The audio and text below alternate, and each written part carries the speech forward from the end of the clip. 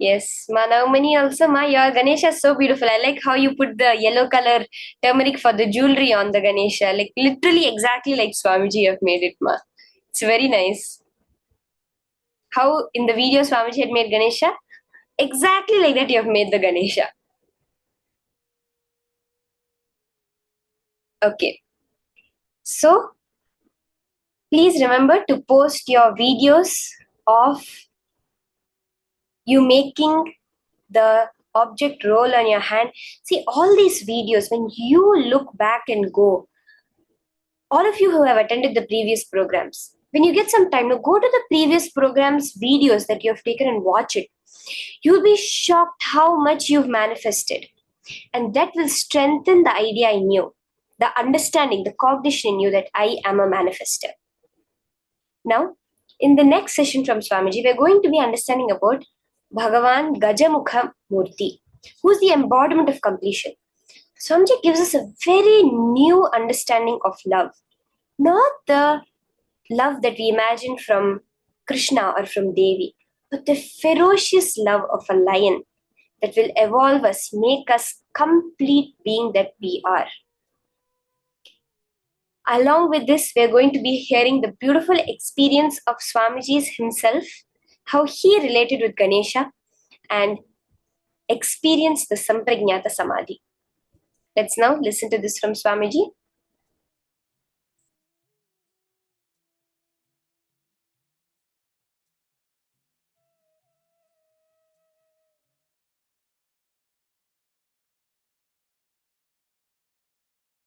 I'll explain now from Akashic records as it is happened. Parashakti decided it is time to manifest Ganapati, means who will guide and lead all the Shiva Ganas. So she was making the body for that being from her own muscle memory and biomemory. While she was making, she decided Paramashiva has to come and add the bioenergy. She leaves that body and goes for bathing to get ready to do puja and invoke Paramashiva to add bioenergy into that being. But by the power Parashakti herself made, that being become alive and started moving around before even Paramashiva added his bioenergy. Because of the power of Parashakti. But the being has not yet become fully conscious. It started moving around, but not yet become fully awakened. So it did not know who is father, who is mother and all that. That is when Paramashiva came, it tried to stop. Paramashiva tried to tell that being, hey, I have come here to add my bioenergy to you. And me and Parashakti has to sit now together and complete you. You are potential, but you have to flower. But the being was not that conscious or ready to understand.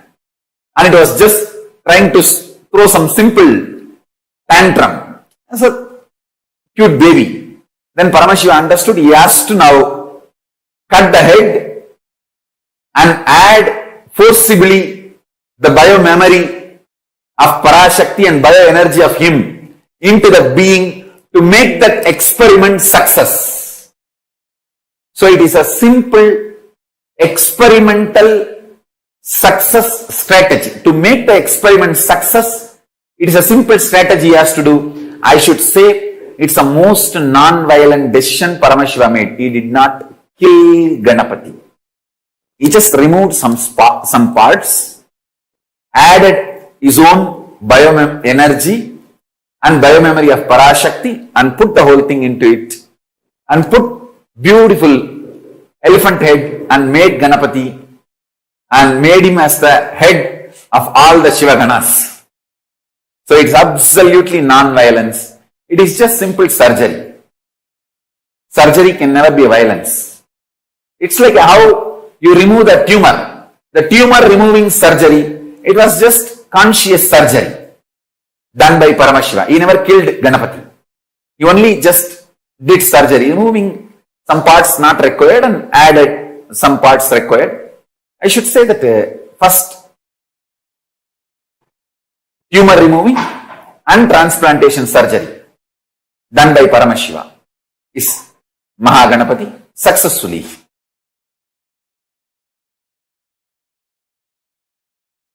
Please understand,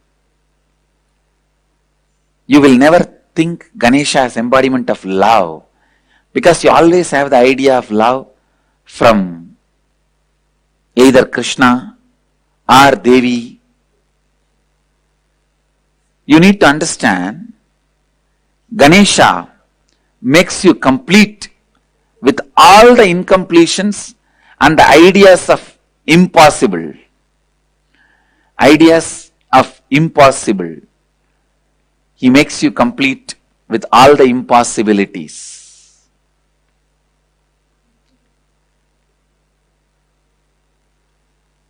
I tell you, please understand.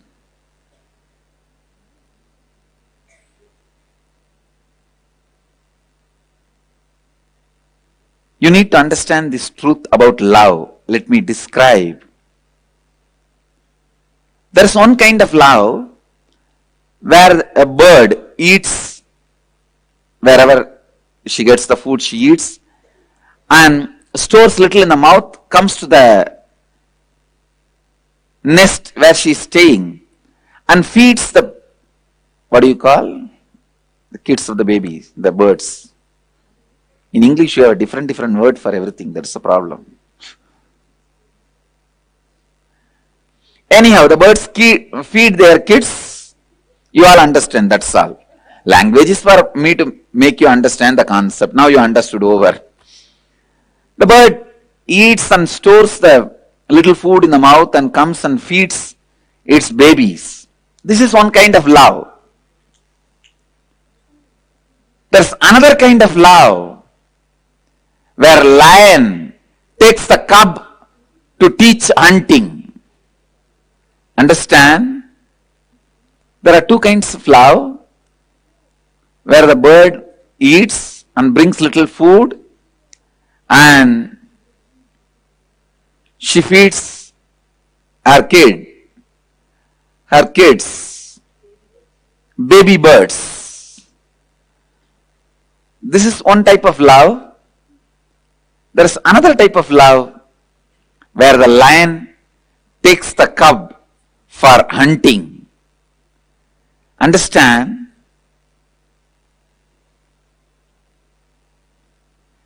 Lion will protect that you are not hurt during the hunting, but lion won't keep quiet without taking you for hunting. It will not let you rest. It may protect that you don't get hurt, but it will not leave you without taking for hunting. You have to hunt and you have to take the responsibility. And of course, if you don't get anything in the hunting, lion may, he will feed you, she will feed you. Whatever she gets from that, she will feed you. But she will continue to train you for hunting. I can say the Ganesha's love is like a lion. It's like lion's love. See, a lion has to come down to make the cub feel he is equal. The cub is equal. Only then he can encourage the cub to come with him for hunting and to try for hunting. That coming down does not reduce the state of lion. Same way, Ganesha comes down to our level, raises us to his level. There's a big difference. The love of the Devi or Krishna, all that is more or less like a bird. The bird's love towards the baby birds. But the love of Ganesha is like love of lion.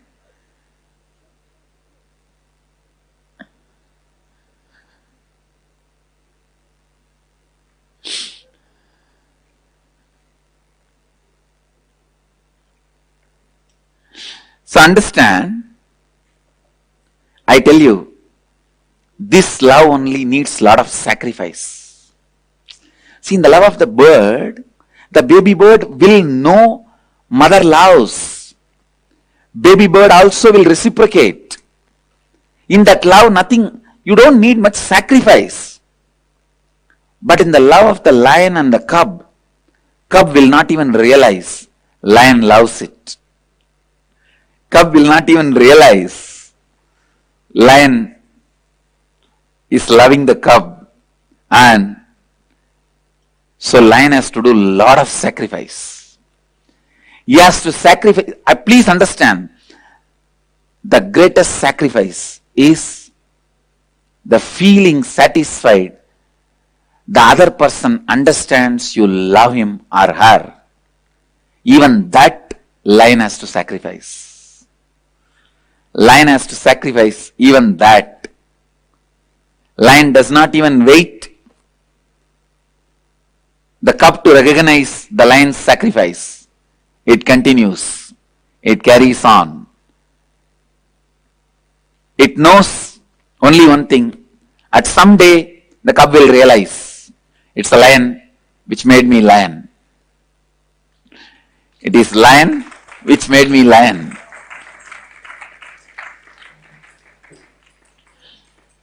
So the greatest sacrifice is the people whom you love.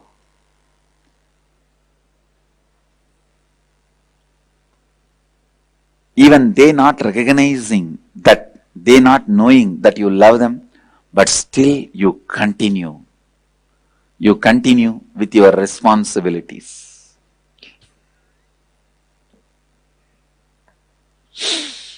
I can say this is the most powerful love. The love of a master.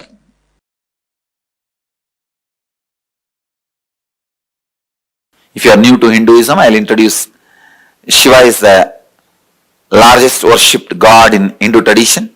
He is supposed to be the head of the pantheon of gods in Hindu tradition. Hindu tradition has something like a 33 crore gods. And I believe that was the population in those days. Each one can have your own personalized, customized god. That's the freedom Hinduism gave for everybody. And Mahadeva, Shiva is supposed to be the head, lord of all the gods, and Ganesha is the first son of Shiva. And I was given the deity of Ganesha, a small deity. I started playing with it, living with it. Just like Barbie doll. When you give a Barbie doll to your kids, how they clothe it and bathe it and literally live with it. Morning when I wake up, I'll wake him up from my bed. When I brush my teeth, I'll brush him also. You can still see the deity with a lot of scratches in this area. It's all my brushing. I'll try to brush him with my toothbrush, and when I take bath, I'll give him bath. When I put clothes, I'll give him also clothes and the ashes and the sandal paste, everything. And when I eat, I'll try to make him eat. Of course, food won't go inside, but I'll put the food in the mouth and tell, eat, eat, eat. You are not eating properly. If you don't eat, you will not grow. Whatever my mother tells me, I used to tell him. And I literally lived with him. Then, of course, in those days, kids will go to school only at the age of 6. So no school. But I'll play with him. He's my playmate. Night when I go to sleep, I'll put him next to my bed. So usually I'll sleep with my mother. My mother will be this side. I'll put him this side and tell, you sleep with your mother, I'll sleep with my mother. And one day I went to the temple. In the temple every day you will see some elderly person will be coming and sitting and telling some story in the temple. There will be some discourse, some satsang, some pravachan. It's a regular lifestyle in this city. Every day somebody will be talking in the temple, giving some discourses, satsangs. One elderly person, he was telling us some story. He was telling a story about how Ganesha ate the food when a saint offered. Let me tell you the story only, then you will understand the whole background completely. There was a elderly man in a village. He used to do temple worship every day to Ganesha. One day he was sick, he did not go to the worship. He sent his son. The son went and offered the food to the Ganesha as usual, but Ganesha did not eat as usual. But this child thought Ganesha usually used to eat. So he forced Ganesha, you please eat, otherwise my father will scold me. Why are you not eating? But Ganesha did not eat. Then this child started eating his head on the temple wall, saying that if you don't eat, I will commit suicide because my father will scold me, he will not allow me to live. You eat. When the child was trying to commit suicide, Ganesha appeared and stopped the child and ate the food. It's a story. A great saint story. And that child became a great saint. When I heard that story, I was shocked. Suddenly, I felt, then why is this, my Ganesha is not eating? I am being cheated. I ran to the house back. My family used to live just near the temple.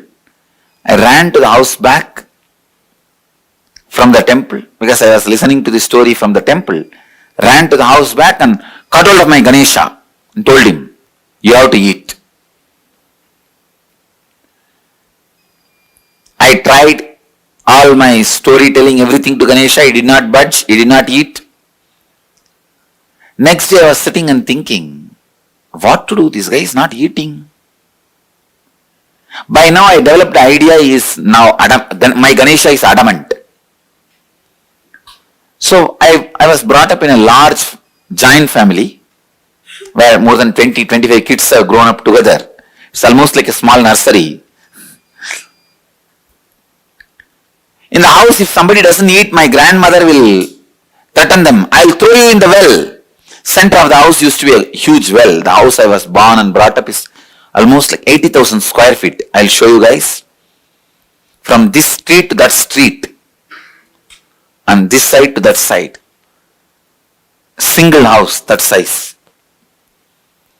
And still there are bits remain in the same way, same old way. The house is almost 300 years old. Center of the house there used to be a well. The grandmother will shout, if you don't eat, I'll throw you in the well. That is the idea clicked with me. I told Ganesha, if you don't eat, I will throw you in the well. So I started threatening my Ganesha, if you don't eat, I'll put you in the well. So I took up that bucket in which they fetch the water and put the Ganesha and lowered him to the water level. From here I started shouting, hey, eat, otherwise I'll put you in the well. Suddenly I remembered, maybe now he has changed his mind, but I have not put the food inside. So I took him out, put the food and put him, then lowered the bucket to the water level. In that level, I'll move the rope and tell, hey, now eat, otherwise I will drop you in the well. Of course, he was not budging. I also did not have the courage to drop him in the well because he is too much for me. He means really a lot for me. He is my friend, everything. My companion, for play and everything. Of course, He did not budge for that also he did not eat. Then I had the thought, maybe the food he doesn't like my mother's cooking. So I went to the temple, asked the temple priest, whatever they are offering, the same food. They gave the same food. I brought to the house the same food and told him, now you eat. He did not budge.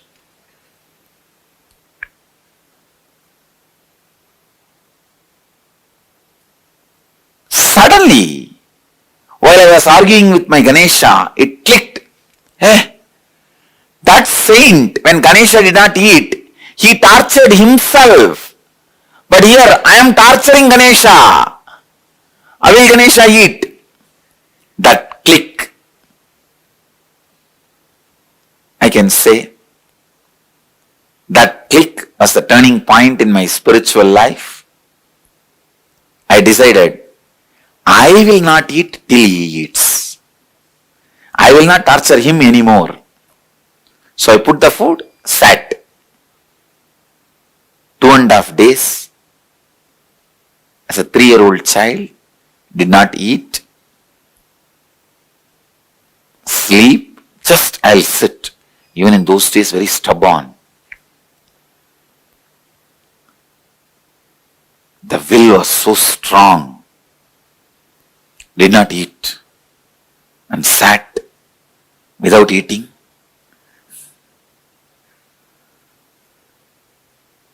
It was a very strong experience.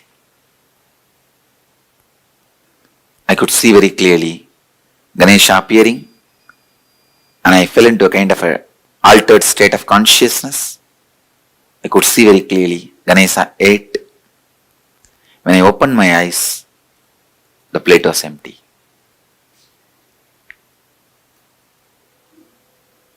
Because I know the feeling I had at that moment was so strong. The devotion I had, it is like a experience strengthening the belief. Faith was transformed as trust. That feeling connection gave me the tremendous courage and confidence to begin my spiritual journey.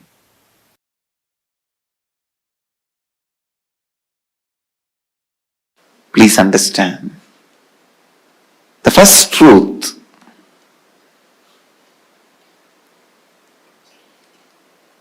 allowing incompletions to exist is literally declaring you yourself don't want your life in your control. Please understand. Allowing incompletions to exist in you is you declaring that you do not want your life under your control. You say, no, let life happen, whatever. I can't take the responsibility. I can't keep it under my control. No. Listen. Please listen. The utter irresponsibility. Utter irresponsibility. The power of incompletion is such, it dilutes you so much. You literally believe you really can't contain your own life or contain yourself. See, just because you are temporarily upset, you go on taking the decisions which permanently damages you. That is the most difficult part of life. Please understand. Just because you are temporarily upset, you go on making the decisions which permanently damages you, and the incompletions are such will never let you grow. It's like Somebody was asked, what is your age? He said 22. The person who asked the question asked, what? Last 5 years you are telling the same thing. This fellow said, yes, I don't change my words. Many times, not changing your words are like not growing. Not changing your cognition means not growing. Listen. Not changing your cognition means not growing. It is so unfortunate. It is really, really unfortunate that you feel incompletions are really, really true. The problem is when the delusion happens, when the incompletion attacks you, when the panic attack happens, you really feel incompletions are true. That is the problem.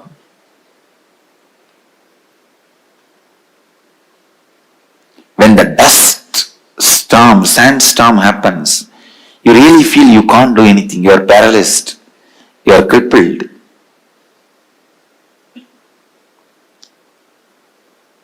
Temporarily, but you feel that is eternal. Please understand. Suffering, the quality of suffering is, even if it is temporary, it will give you the experience that is going to be there on you eternally. You won't find the end of the tunnel. You won't find the other side of the tunnel. You will feel, oh, it is going somewhere and gone.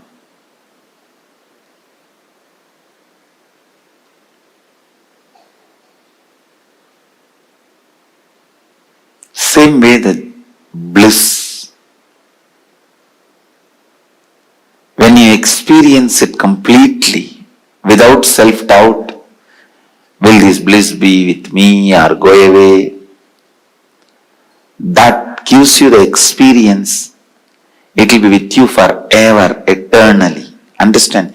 Anything you experience at this moment intensely gives you the experience of eternity. Understand?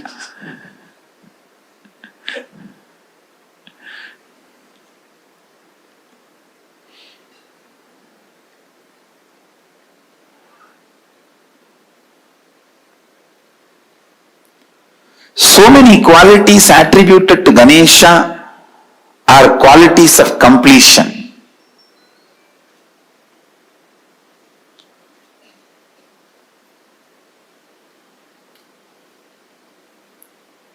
These incompletions, they just totally imbalance you.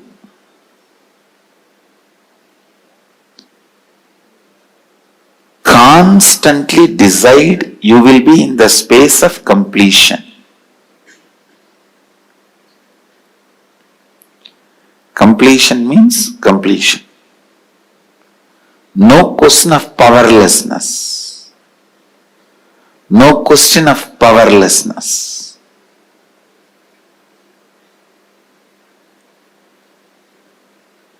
Everything you do should be from powerfulness.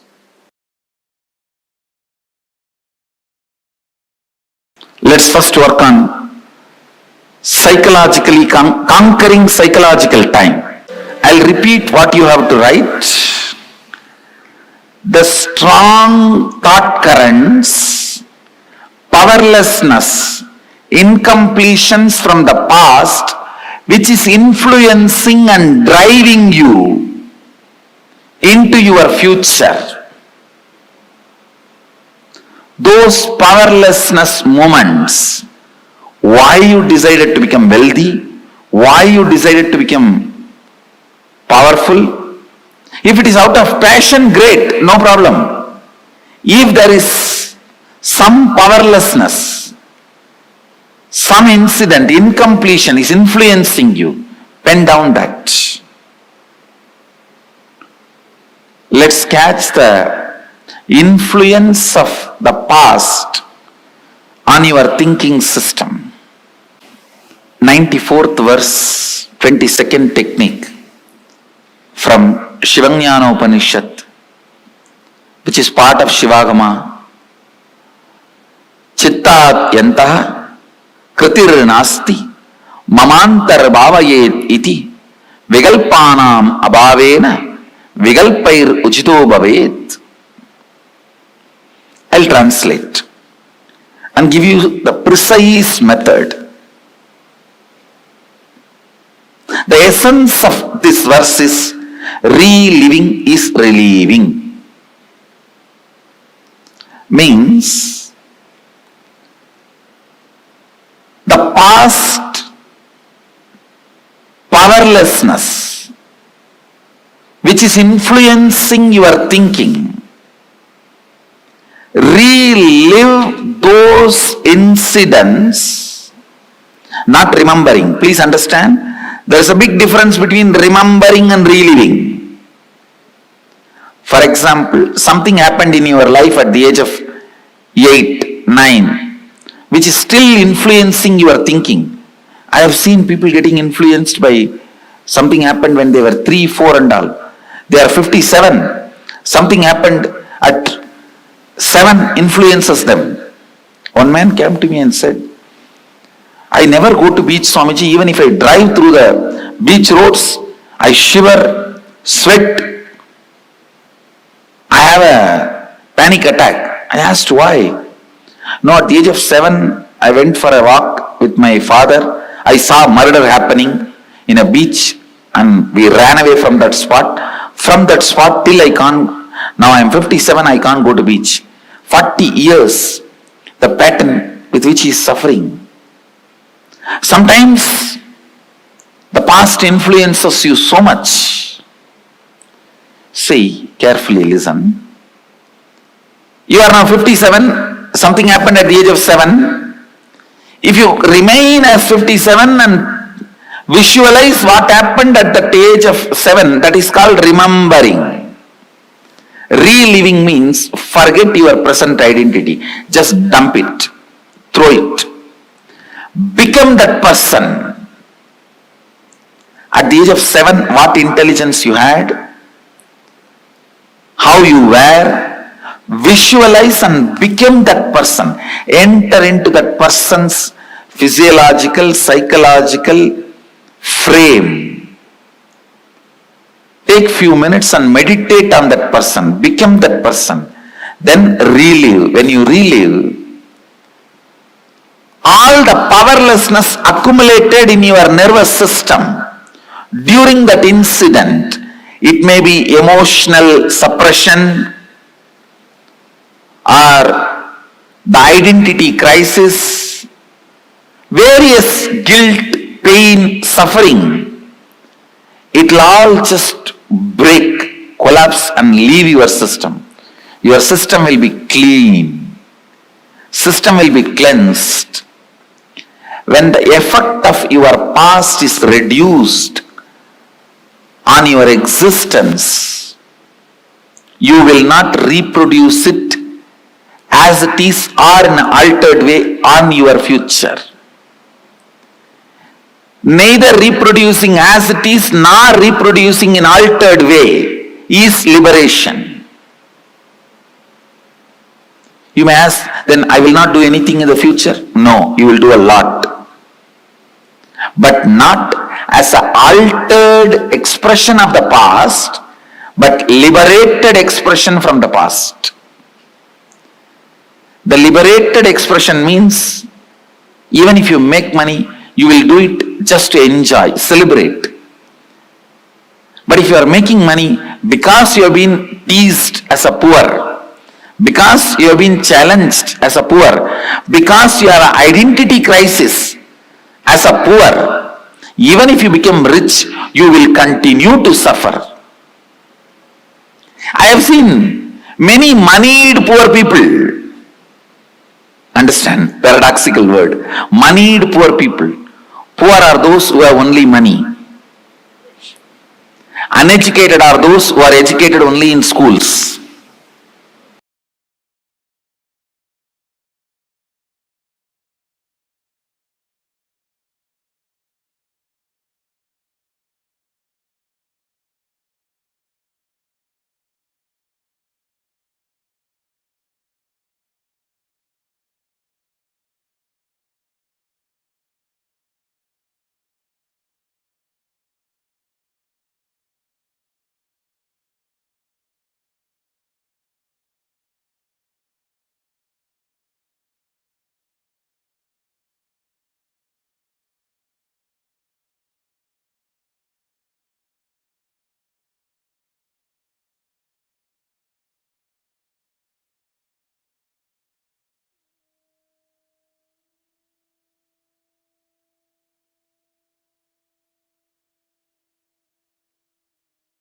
Swamiji so beautifully revealed to all of us how constantly our ability to come to completion, the space of Ganapati, how he resides eternally in that state of completion, that Purnatva again and again. That space is that space of Ganapati, Gajamukha Anugraha Murti. And today, every one of you that are here with us, we're all going to be blessed with the darshan of Gajamukha Anugraha Murti form of Paramashiva. And having the darshan of this form means getting all the obstacles cleared and you experiencing that space of completion. Can I request all the participants here to take a few minutes and post what did you understand as a principle of manifesting? Somji explained a very, very important truth in this. So can I request all the participants to take a minute and please share with us?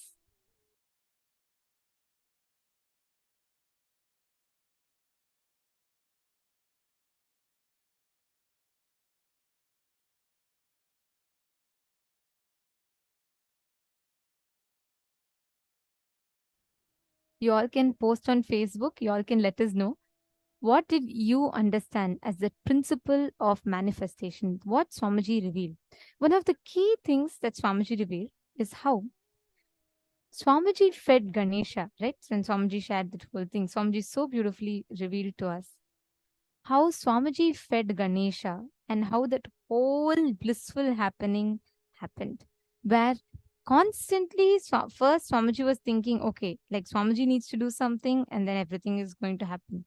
But in the last, towards the end, when Swamiji just decided to go into that Nirvikalpa, that space of complete unclutched, just being in one with Ganapati, immediately how Ganesha himself came and accepted the food. Bhagavan Mahaganapati represents this signs of completion, your ability to constantly come back again and again to your original space, what you are, what exact space that you reside in, your ability to constantly bring yourself back to that space. That principle, that tattva is what Mahaganapati represents. So every one of you that are sitting here with us today, this one science that we are going to learn that has been revealed through Mahaganapati, as Swamiji has gifted to the whole of humanity, this one science is powerful enough for you to make all the impossibilities into possible. All your can't do's to become can do's. All your it's difficult, it cannot be possible, it is a past wound sitting inside me. Everything can become a reality. This science is what Mahaganapati represents and embodies to all of us. I request all the participants to take a few minutes and share with us what each of you are understanding. How many of you are understanding this? Completion is a science. The way you complete, how you complete, all your past wounds sit inside of you as a pain pattern.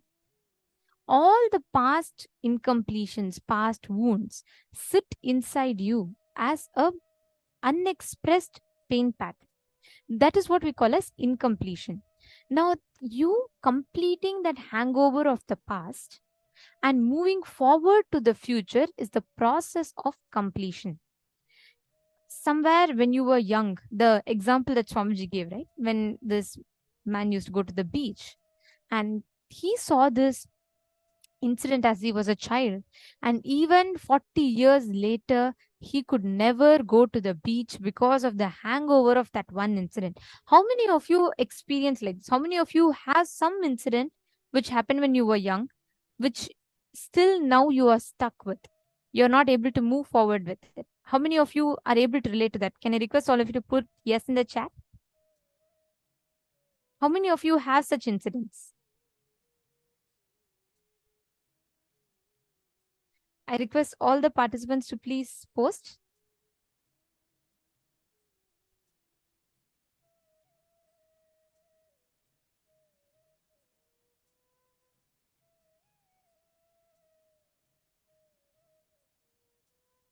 Ma Melanie Mahafe is saying, yes, ma, my childhood was so very hard.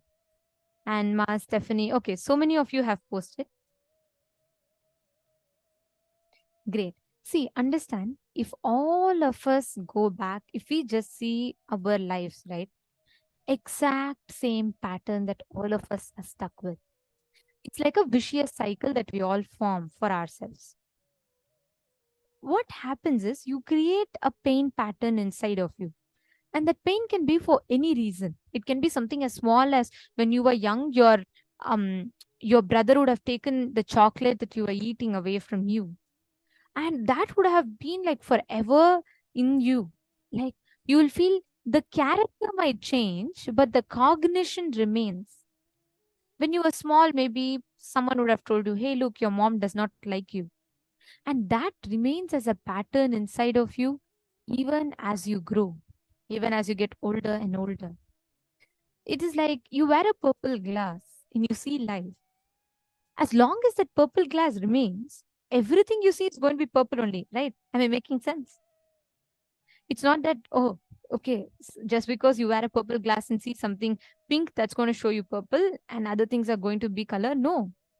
What exactly you see, it'll appear in that exact same form. All those who are watching us on YouTube, are you all understanding? Every one of us exactly go through the same cycle. We all put ourselves through the same cycle. When you see that life presents to you different situations and you perceive those situations through your patterns, through your pain patterns, unless you complete with them, you cannot experience fulfillment or completion in life. Unless you complete with those different ways that life projects situations to you, you cannot experience completion in life. This science of completion is a treasure to humanity. Swamiji is so beautifully revealed how allowing the incompletions to exist in your life is literally declaring that you don't want the control of your life. It is literally you declaring that, okay, I can't handle, let I give all the autopilot mode to my life and I am not going to be in control. If my life takes me to depression, let it go. Like we have these cars, right? These Tesla cars and all, which has the autopilot mode, something similar. But their autopilot mode could be helpful, but here it is not. Because when you give it to life, you just let life take you the course through the ups and downs. So whenever you are down and depressed, you go through like, all sorts of incompletions and that cycle. Whenever things are happy, then life changes its course. But life cannot work that way, right? Every one of you that are sitting here,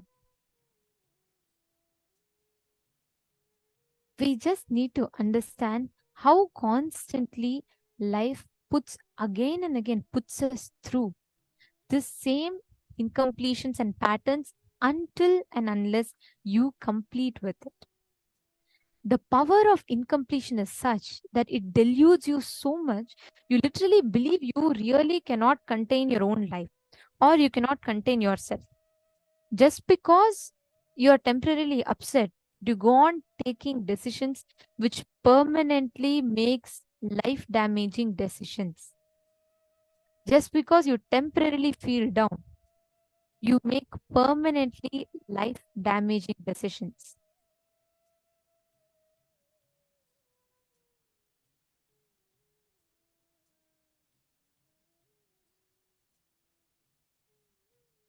This is how incompletions or patterns function in us. That is the most difficult part of life. You have a temporarily, you just jump into a conclusion saying, oh, my mom hates me. And that one incompletion leads you to like a vicious cycle where you start believing in yourself. You start believing in the lies that you tell to yourself. And these incompletion, they totally imbalance you. Constantly decide that you will be in the space of completion.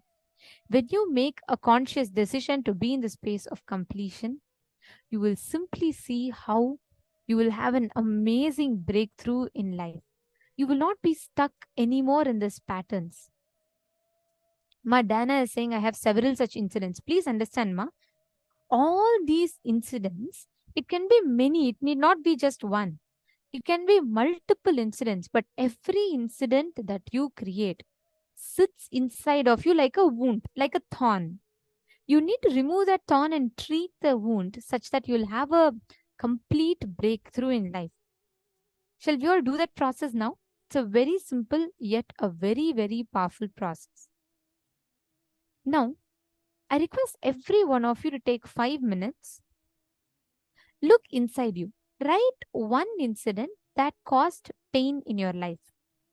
I request every one of you to do it. Any one incident.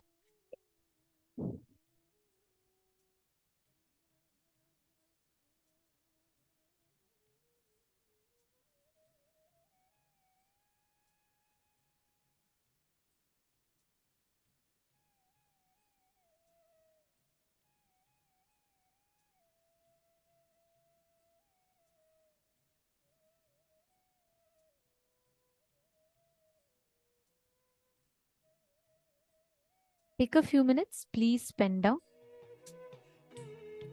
any incompletion. It could be anything. Maybe your brother snatched away the chocolate from you, or you don't have, let's say, you don't even know some old incident, but something recent. It can be any incident. Just write down. Even just day before yesterday, you had a very bad fight with your good friend, or you had some kind of an incompletion. Whatever happened,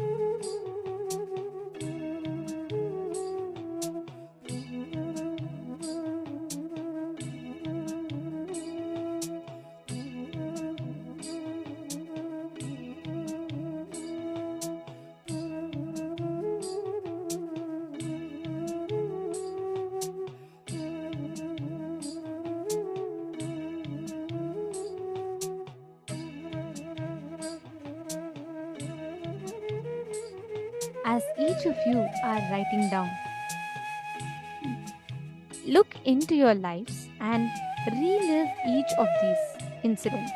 It can be anything. It can be just a small incompletion that sits in you, or it can be something extremely big, extremely painful for you. Whatever the incidents could be, look into your life and relive, meaning go back to that incident. Go back to that exact same space. There's a big difference between you remembering something and you reliving something. For example, something happened in your life at the age of 8 or 9 and which is still influencing your thinking. And that you're going to be going back to that age of 8 or 9. Like, for example, when you were 8 years old, you were in your first grade, and your teacher would have asked you, okay, who's the president of the United States? You would have just put up your hands completely confident. You would have asked for the current president. The teacher would have asked for the current president. And let's say the girl stands up and the girl puts up her hand very confidently and she says, the current president of United States is Barack Obama. Everyone bursts out laughing. And this girl gets so influenced, she gets so hurt, incomplete by that. She decides never again to speak up in the public and give the answer ever.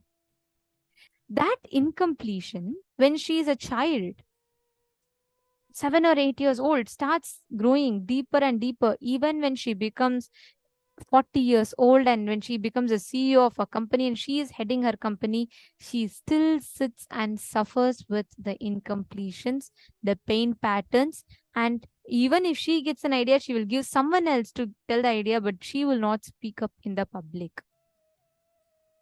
Understand? These incompletions sits inside of us like a huge backlog or like a huge load. And it never allows you to enjoy, experience life.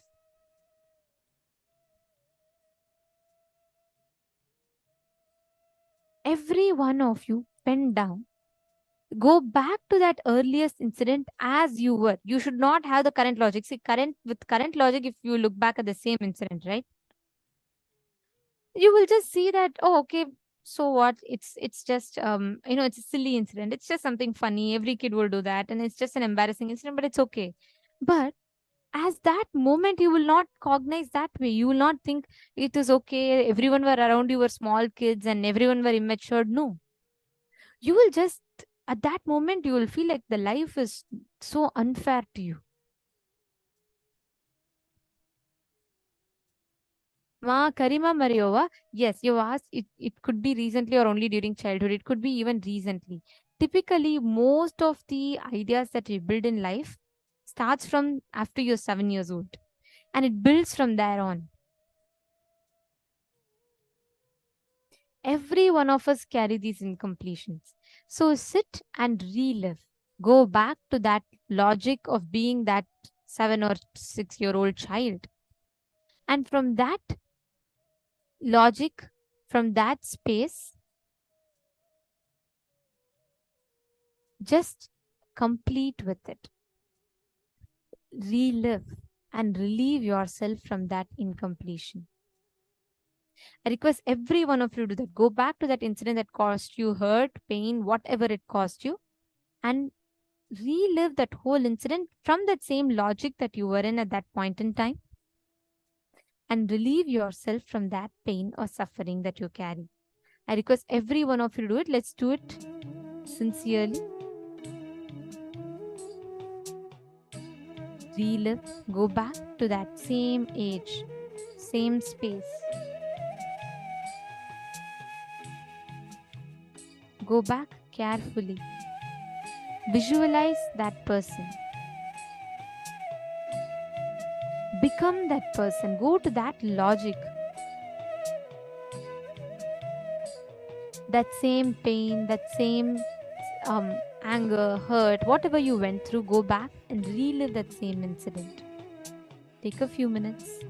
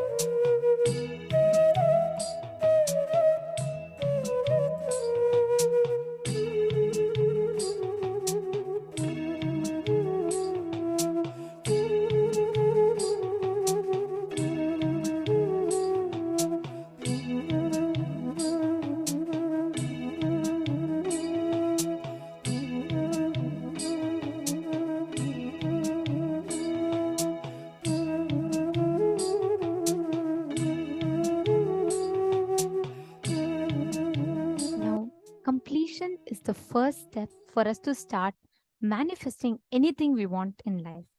And especially to manifest our reality, completion is the key. Let us now learn the science of manifesting our reality. Kalpataru, let us get ready to listen to it from Swamiji.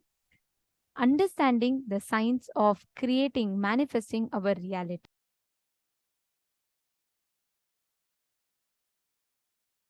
Human being is a seed, possibility. You are a possibility, seed. This is the first truth with which you need to have Shaktipata. You are not finished product. You are not done. Listen, you are not done.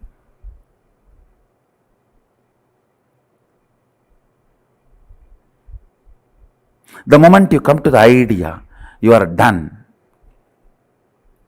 I tell you, you are done. You are not done.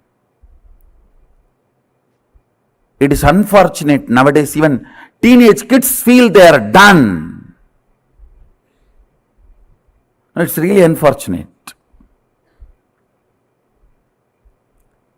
As long as you don't think you are done, you are my Balasant.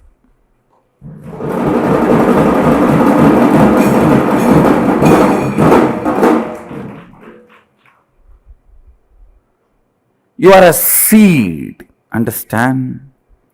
This is too important idea, truth. You need to imbibe.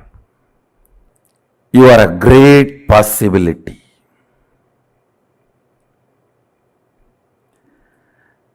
The first principle of physiology of reality is whatever is perceived by you as reality is a great possibility. It is not conclusion. If you think you have a disease, your reality is poverty, it is not conclusion. Understand? It is not conclusion.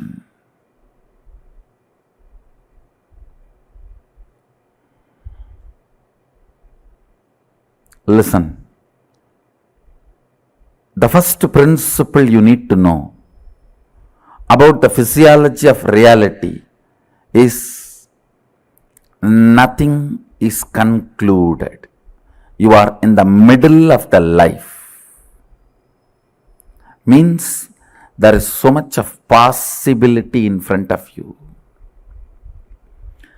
Possibility of the future gives you Shakti to manifest your reality. Understand? Possibility of the future, possibility of life gives you the inspiration even to manifest your reality.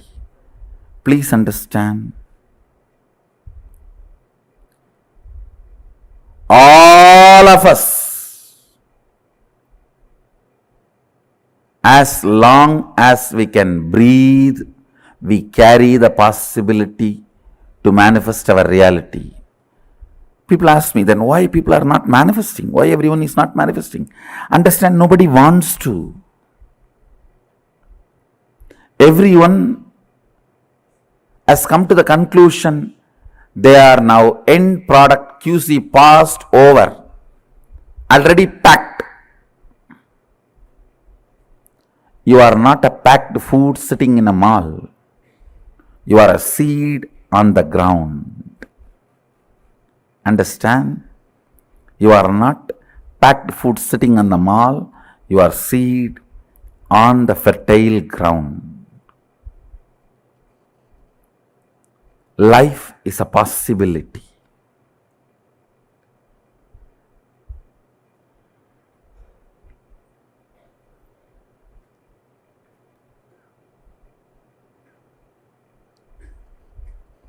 All the ideas which comes inside you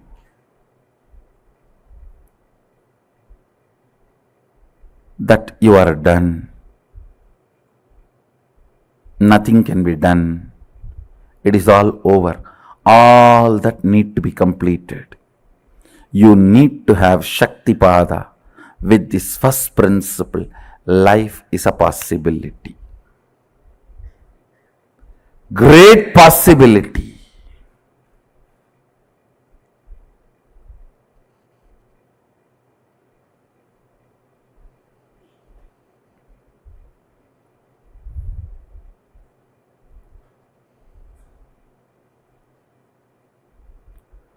Look into yourself and see in how many places you closed the door of possibilities for you.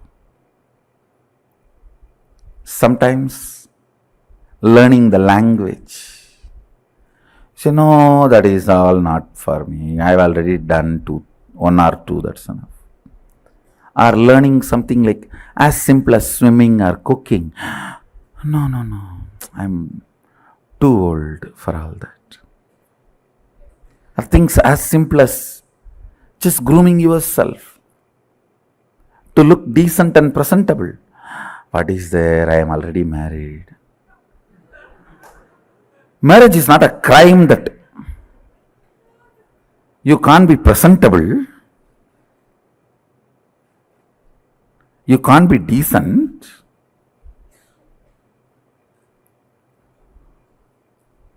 Now in India you can see this, hear this very commonly. I am already married. What is there to groom? The second statement. Listen to the second statement. All impossibilities you perceive as your patterns, restrictive thought currents, destructive concepts, the patterns you carry, the samskaras you carry, thought currents you cherish, which are restrictive, destructive,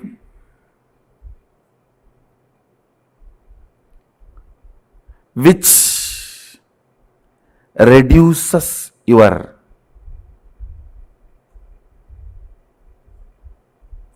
power manifestation. All of them are dead. Please listen. Listen to the second statement. I'll give you an example. If you think, I want to get up in the morning and do yoga and build my body, but my laziness, you see, morning, any alarm cannot wake me up. If you think you have that lazy pattern which is restricting your possibility, or that boredom, I really want to learn French, but you see, I am tired and bored. I don't know when I will open the book and when I want to learn.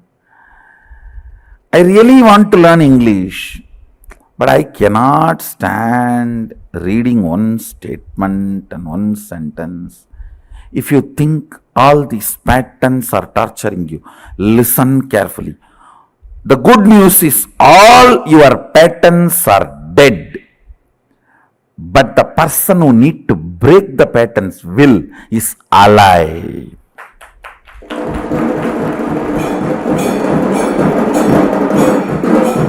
Listen, your patterns are not living part of you. They do not live, means they do not exist. You are a living mechanism. They are not part of the living mechanism, which is you. Listen carefully. You and your patterns are not living organism in sync with each other. The good news is all your patterns. The patterns stops you learning, stops you doing yoga, or stops you manifesting powers. That is the best news. all your toxification, toxic mental setup, corrosion, erosion of your third eye, everything. The good news is they are all dead. They do not have life. Understand? Shaktipada need to happen with the second truth.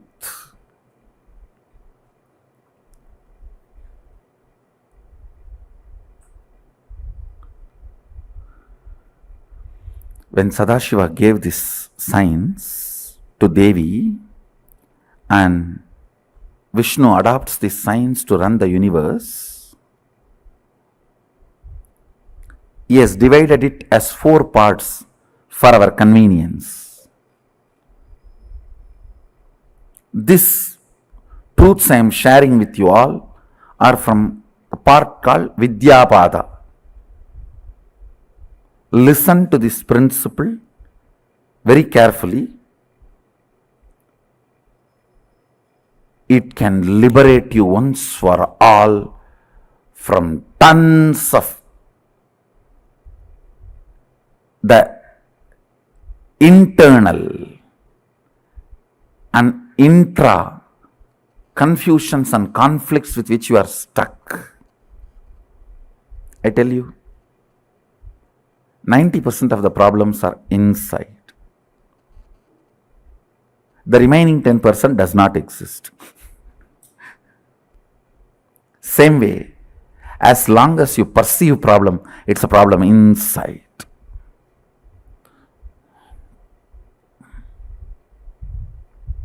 Listen to the second truth, second principle.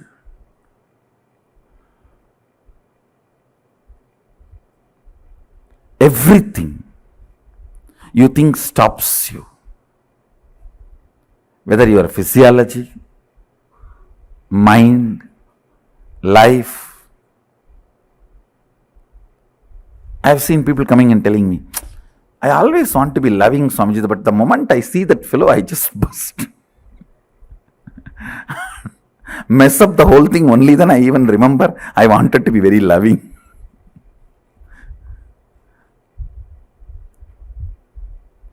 I really want to wake up and do yoga and build the body, but only after morning 10 o'clock I even understand the world exists.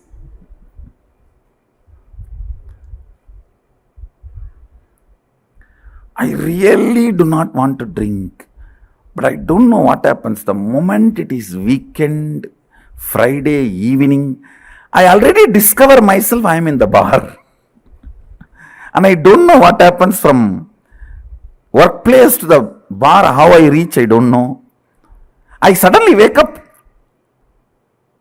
with a bottle and cigarette. Only then I am realizing I am alive. Whatever may be the pattern, please understand, they are dead. They do not have life. They get life only when your will supports it. All compulsive thought currents and compulsive actions, listen, all compulsive thought currents and compulsive actions do not have life of its own.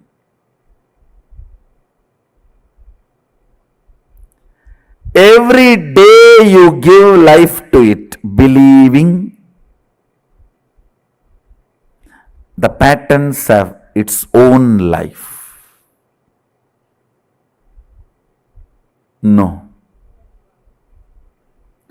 Patterns suck your blood and make you believe they are alive, independent of you. It's like politicians making you believe. They suck your blood, but they make you believe they are alive, independent of you. And you are dependent on them.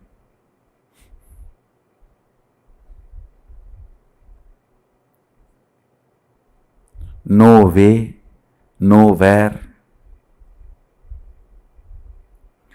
Patterns can have independent life. Third statement, very important, understand. Your will gives life to your patterns. You deciding you will not give life to them anymore means patterns are dead already. You just need to perform the last rites. You just need to perform the last rites. I wanted you to have Shaktipada. Means realizing these three statements. I'll repeat all the three statements. First,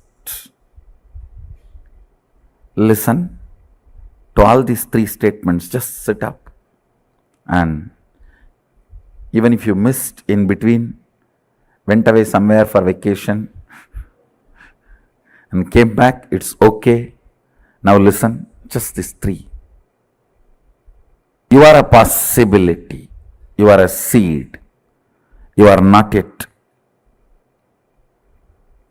done.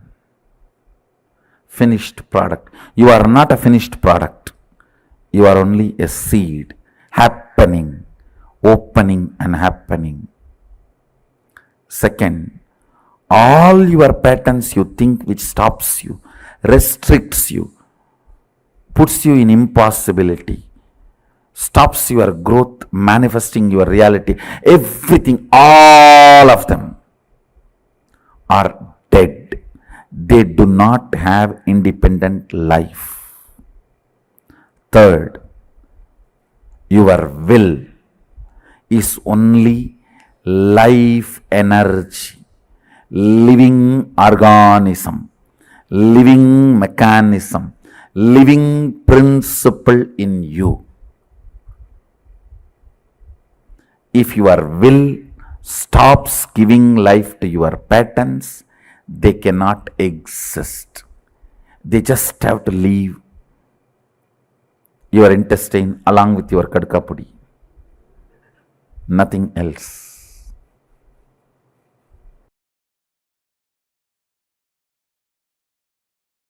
Now, I wanted these first three principles to be internalized in all of us. Listen, I'll repeat again. The first principle, you are a possibility. You are a seed. You are not finished product.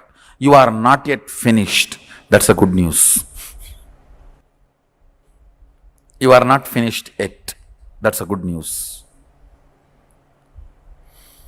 Any idea, concept, pattern which is stopping you internalizing it, if you have few minutes, spend down. Listen carefully. See, when I say you are not a finished product, I mean, in your health, what do you want to become? You can become. It's not that your life is, your body is sealed, that nothing can be done anymore.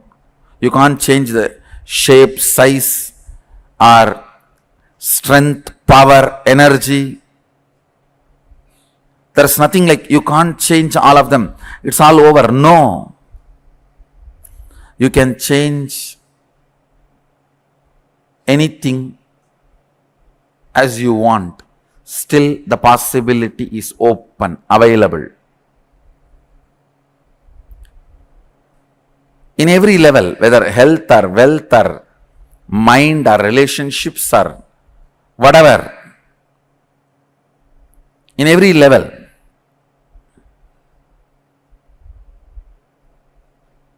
how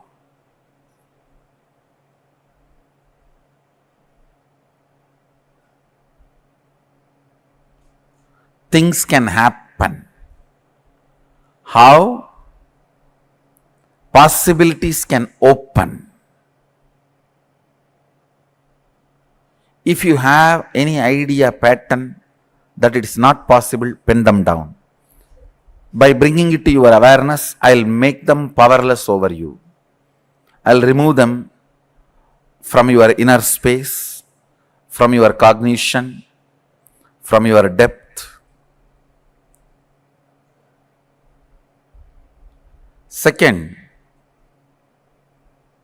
the impossibilities you carry. Listen carefully. The patterns which restrict you. Oh, this is not possible, that is not possible, my wife will not allow, my boss will not allow, and the society is not going to allow. So many impossibilities you carry. The patterns you carry. My own laziness will not allow, my own energy is not that capable, or my thinking is not that capable, I am not that intelligent. All the stupidity you carry.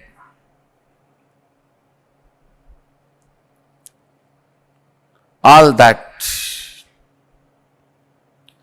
Pen down all the impossible patterns you carry. Means which are dead snakes. If you are having dead snakes all over you, you are only Shava. Only if you are having living snakes, you are Shiva. Will is the living snake. All the patterns are dead snakes. So all the dead snakes you are carrying, pen them down.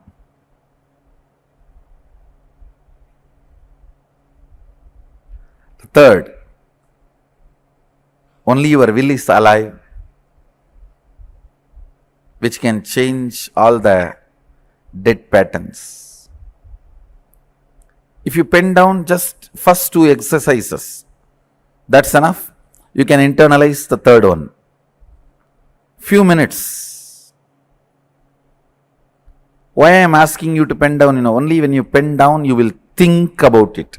Otherwise, you will sit and listen like a Bhagavatam.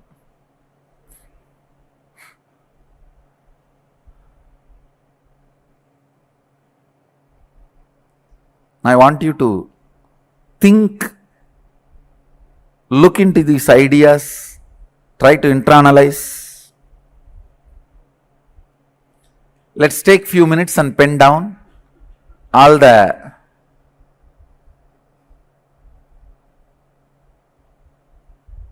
patterns. We also have around 100 and more than 100 cities participating from 60 countries, the whole program live. 115 cities.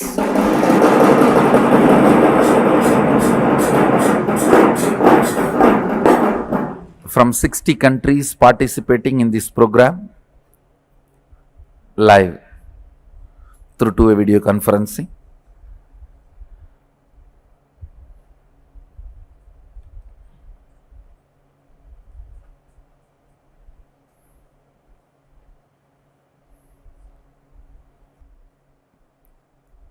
Headache, curing your stomach, healing your stomach pain are as difficult as you think. Expressing, manifesting Sadashivatva and his powers, whatever it is, whether it is a small problem or big problem, whatever plane, whatever level, whatever aspect, whatever dimension, you feel you are done, pen down that. Pen down that.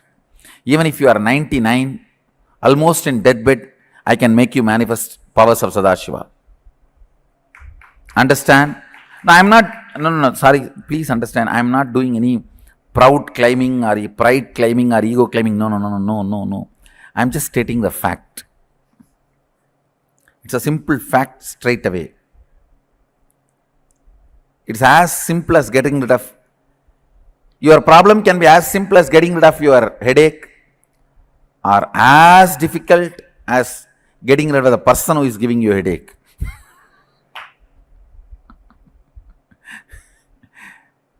whatever, the moment you feel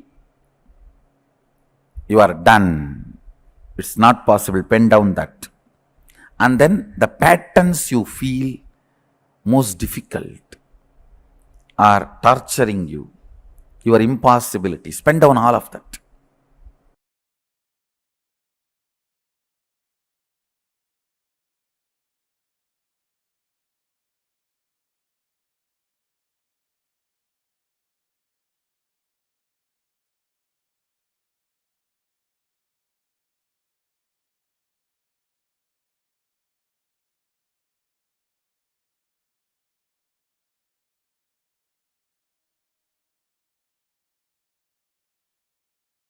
You are not a dead product. You are a fresh possibility. You are a seed of possibility for you to be able to manifest whatever you want. Swamiji so beautifully revealed to us the science of Kalpataru. What you need to have in order to manifest the reality that you want to in life. So can I request every one of you here to post one powerful cognition that each of you clicked with? Because this is a very, very important session. The revelation that Swamiji revealed in this is very important. So I request all the participants to take a few minutes and please share with us what is that one cognition that you clicked with in this revelation of Swamiji's. All the viewers that are watching us on YouTube and all of you that are watching us on Facebook and all the participants on the two-way video conferencing, I request every one of you to please share with us. And another gentle reminder, today the special darshan that we are having is only going to be available on the two-way video conferencing. It is exclusively available only on Zoom. So every one of you that want to join in the darshan, please don't miss. You all can post here. You all can join the two-way video conferencing. Okay, my Hedi Shlak has posted, human being is a seed, a possibility. I'm a seed. I'm going to see the life. 90% of the problem is inside. Everything we think stops us is inside of us. Very nice. Christine Jones has also posted, we're a possibility. Gauri also has posted, we're a possibility. My Andreas has also posted that she clicked with the whole thing. Beautiful. Many times we just think we are some dead products, finished. That's all. Oh, I have seen people who are just 30 years old and they'll say, oh, my life is, that's all, I'm an adult. I'm already 30. What else is there? This all is my life. I'm bound to suffer like this. We create or we decide to create problems in our life. We decide this is what it is going to be and we are stuck with that. We don't even give ourselves a possibility. If we understand, Swamiji beautifully revealed a key truth in this. Swamiji said, if you think you are a dead product, your finished product shelved, you will never expand in life. If you understand you are a seed, you have a possibility fresh and alive, you will experience all the miracles that life has to present to you. Many times, the pain patterns that we all carry is exactly this. We do not know whether what is the seed, the possibility that we have, and what is the patterns that we have. These patterns sit inside of us and completely blocks you from manifesting any reality that you want to manifest. Every one of you that are sitting here, what Swamiji revealed in this is a very, very important truth, because only when we understand this one truth, we will be able to differentiate between our patterns and our possibilities, and we will be able to break free from the patterns that we are stuck with. Are we all ready for this? Shall we all do it? Swamiji gave us all an exercise to do. Shall we all do it? Okay. Can I request all the participants to please have a paper and pen?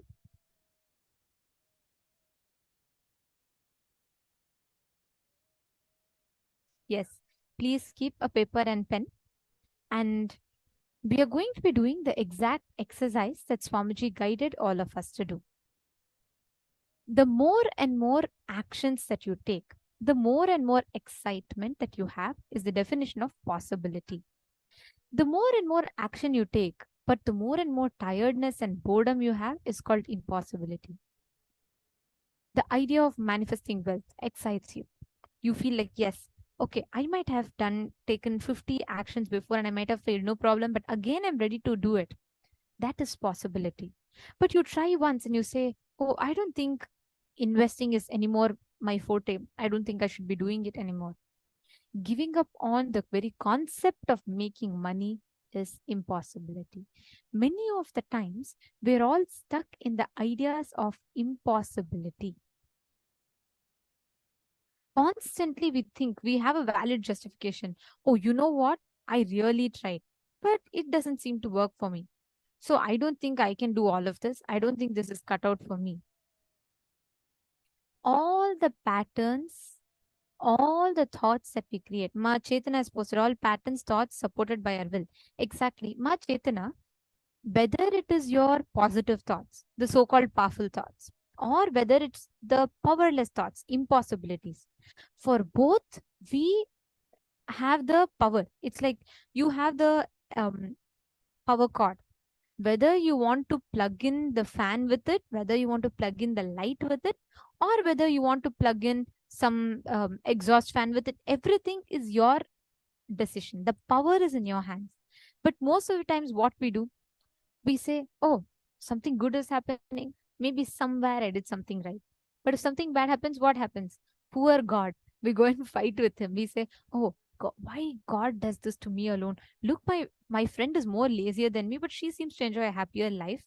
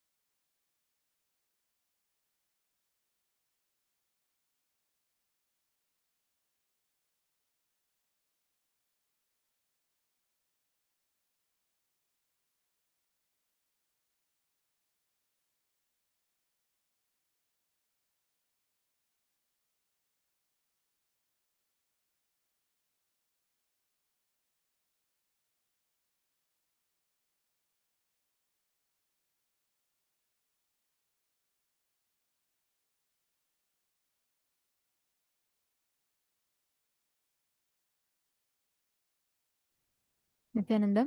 Hope all of you are able to see me and hear me now. I apologize for that glitch. The audio is hopefully fixed now. Okay, so coming back to the topic that we were all discussing, Swamiji revealed a very, very important truth.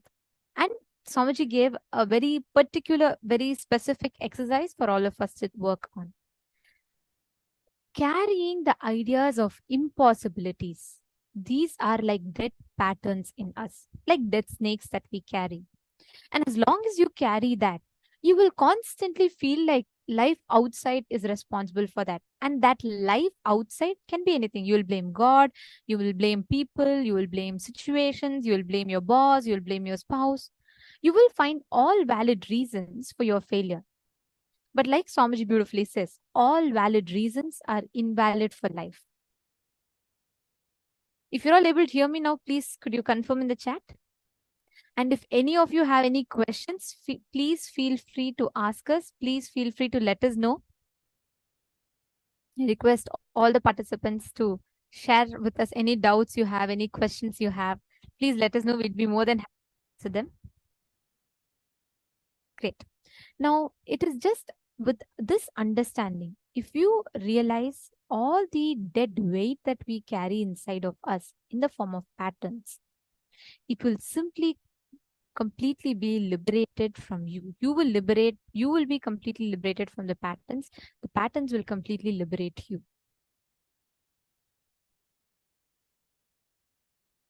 If you see Swamiji's own life, right?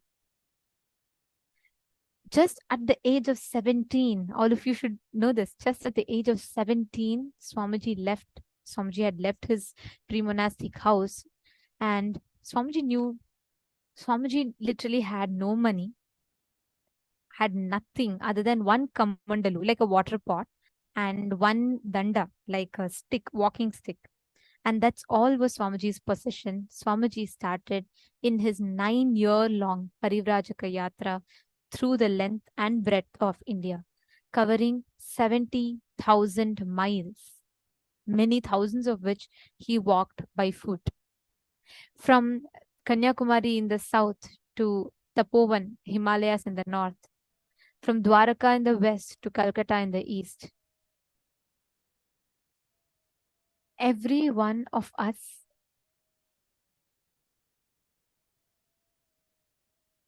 should just see this from Swamiji.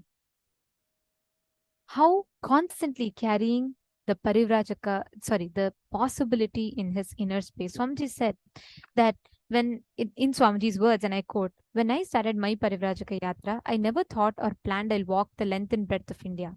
I will spend so much time in my Parivrajaka Yatra. The first few days of the Yatra, I carried the idea of possibility. That's all. The concept of possibility gave me so much courage, so much joy. I never imagined I will spend 9 full years." First thing, let us understand this. You can change anything as you will, as you want. Still, the possibility is open, available in every level, whether health, wealth, mind, or relationships, or whatever it is. In every level, how things can happen, how possibilities can open up. Now, let's start with the first part of this exercise. Anywhere in your life you feel something is impossible, can I request all of you to please pen that down? Wherever you feel like I can't make money, that is impossible for me. It could be anything for that matter. You might feel that money is impossible, or you might feel that you are not able to manifest something. Relationships are impossible, or it's impossible for you to manifest health. It's impossible for you to manifest good, successful career. It's impossible for you to manifest good wealth. Whatever you have as impossibility, pen them down. Every one of you write it down. Just go all out. Anywhere you're stuck in life where you feel it's impossible, pen them down.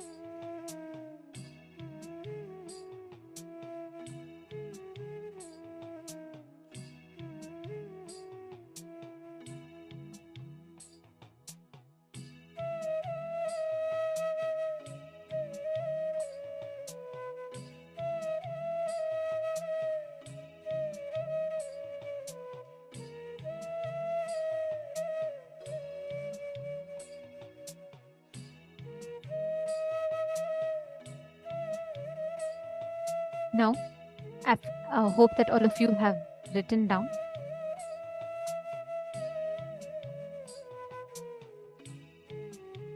In all the impossibilities that you have penned down,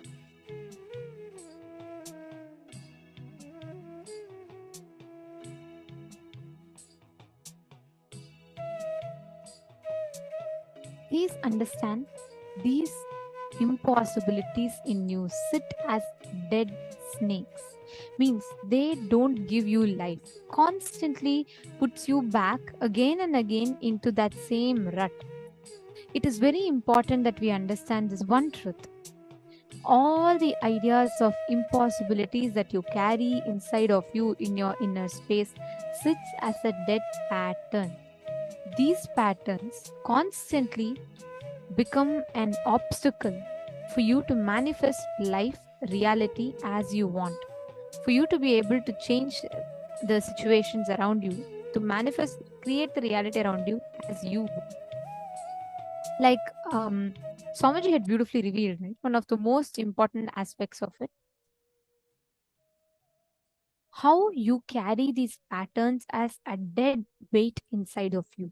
You give a label, you try once, let's say you want to make money, you go and invest into something, but it fails. So you give a judgment inside of yourself that yes, I can never make money because I have failed in this. Never making money is going to be successful for me. You carry that as a pattern, and as long as you carry that, no matter how many times you try to make money, you will never be able to make money, because your will is giving power to the concept, the idea that you carry, that you cannot make money, that impossibility. It is like, if I need to head north, I need to head north. I can't walk towards the south and I can't expect to reach the north. Correct? Same way, you need to walk towards your creation, the reality that you like to create for yourself if you want to create the reality. This is what Swamiji is going to be revealing to us next. How do you harness the power of your inner space to create that reality? We all understood about impossibility. Great. But how do we create that possibility? Let us listen to from Swamiji.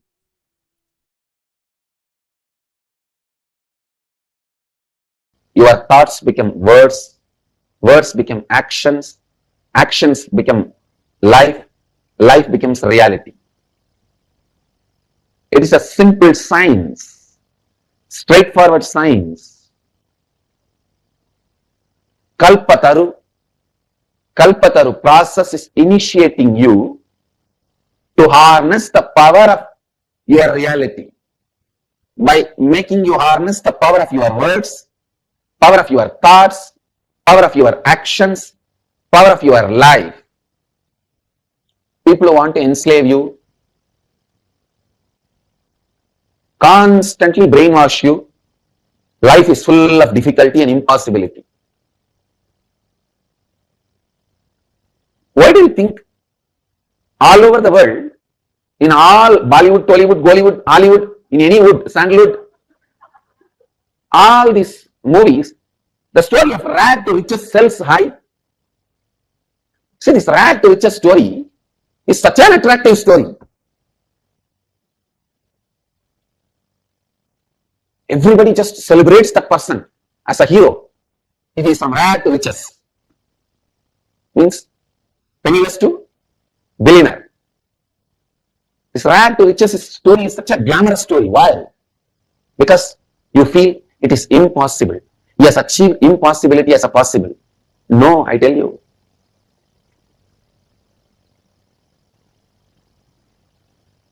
Nothing is impossible. If you are stuck with the idea of impossible, even brushing your teeth is impossible. If you are clear about possibility, simply, the whole thing is possible.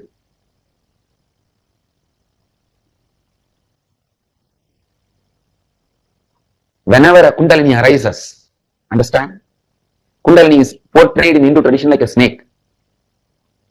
The hiss of the Kundalini snake is possible.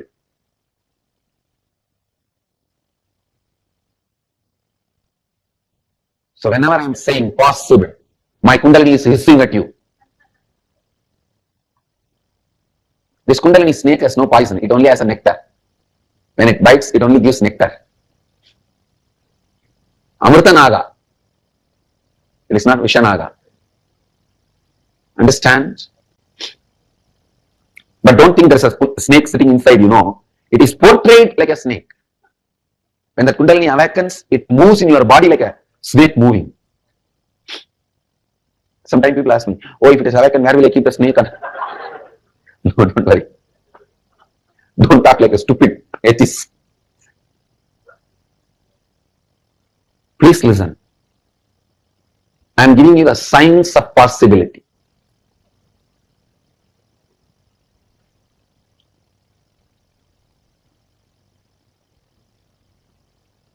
The first step, creating a space for what you want. It means, listen, during any kalpataru process, take up only one desire to cause it as reality. Don't take up two. You will mess it up.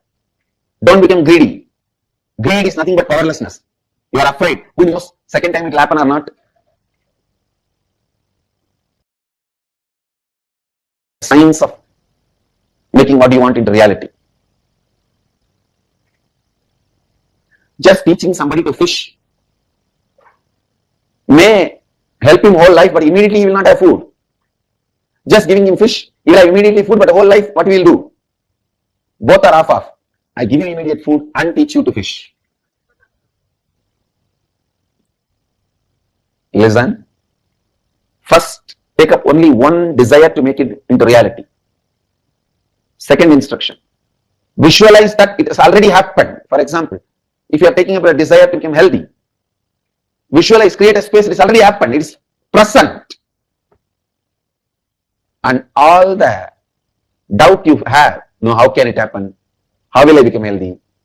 All the doubts you have, all the denial you have, start completing with all that. When I say completing, when this kind of patterns, self-doubt and self-denial started in you, constantly doubting you and making you believe impossibility, when that pattern started, look into it and decide to relive and complete, drop it. Decide to hold on to this new space you created as a reality for your life. Tell yourself with integrity, authenticity, responsibility and enriching, I am aligning all my thoughts, actions, feeling and life to this reality.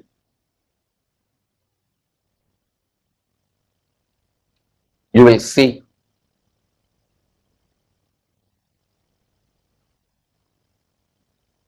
simply the space you created start opening itself, radiating itself, becoming reality in your life.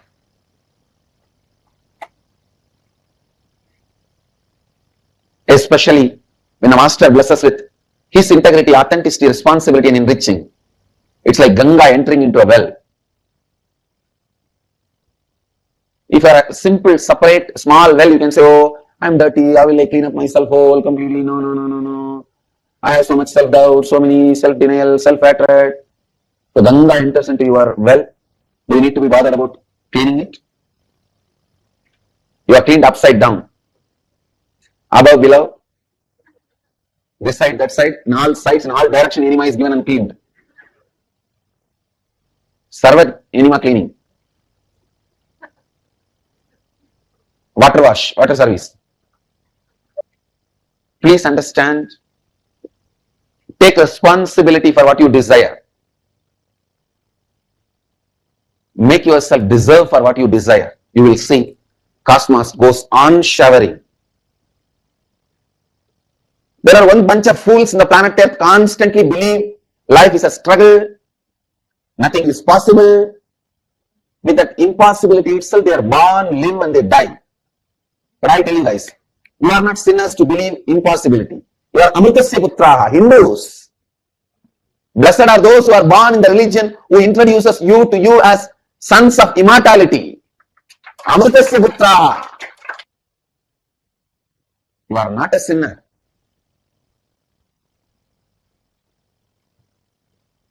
Shranvandu Vishwe Amritasya Putraha. So let those people who believe they are sinners and life is impossible for them, let them live with their belief. We don't care. But I tell you, do not allow that ideas to be injected into your brain. It is a conspiracy against humanity. Don't be cheated. Don't be destroyed by the conspirators against humanity.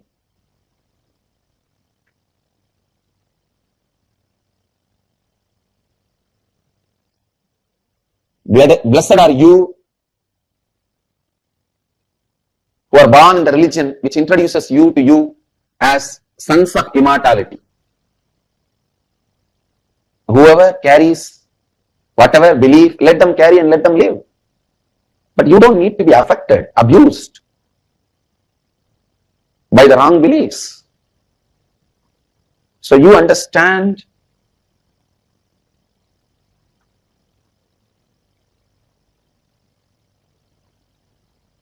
you are a sons of immortality. You understand your experience of eternity. So now I lead you all into this science of Kundalini awakening and science of Kalpataru, which is the most ancient royal knowledge and royal secret.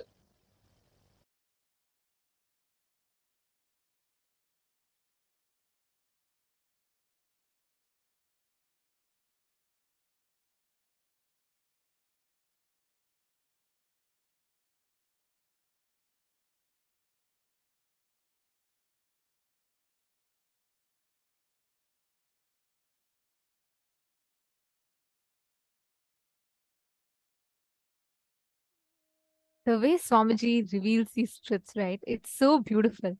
Like how Swamiji explained to all of us. The idea of something is possible or not possible is a definition that we give to it, correct? Whether you think something is really possible, whether you think something is really, really impossible, both is what you empower, the power that you give to your thoughts, your actions, and your words. So, both ways, the ball is in your court, correct? Swamiji has so beautifully revealed to us about how constantly we can create the possibility in front of us. We don't need to be bogged down by the idea of impossibility again and again. It's a science. Kalpataru is a science.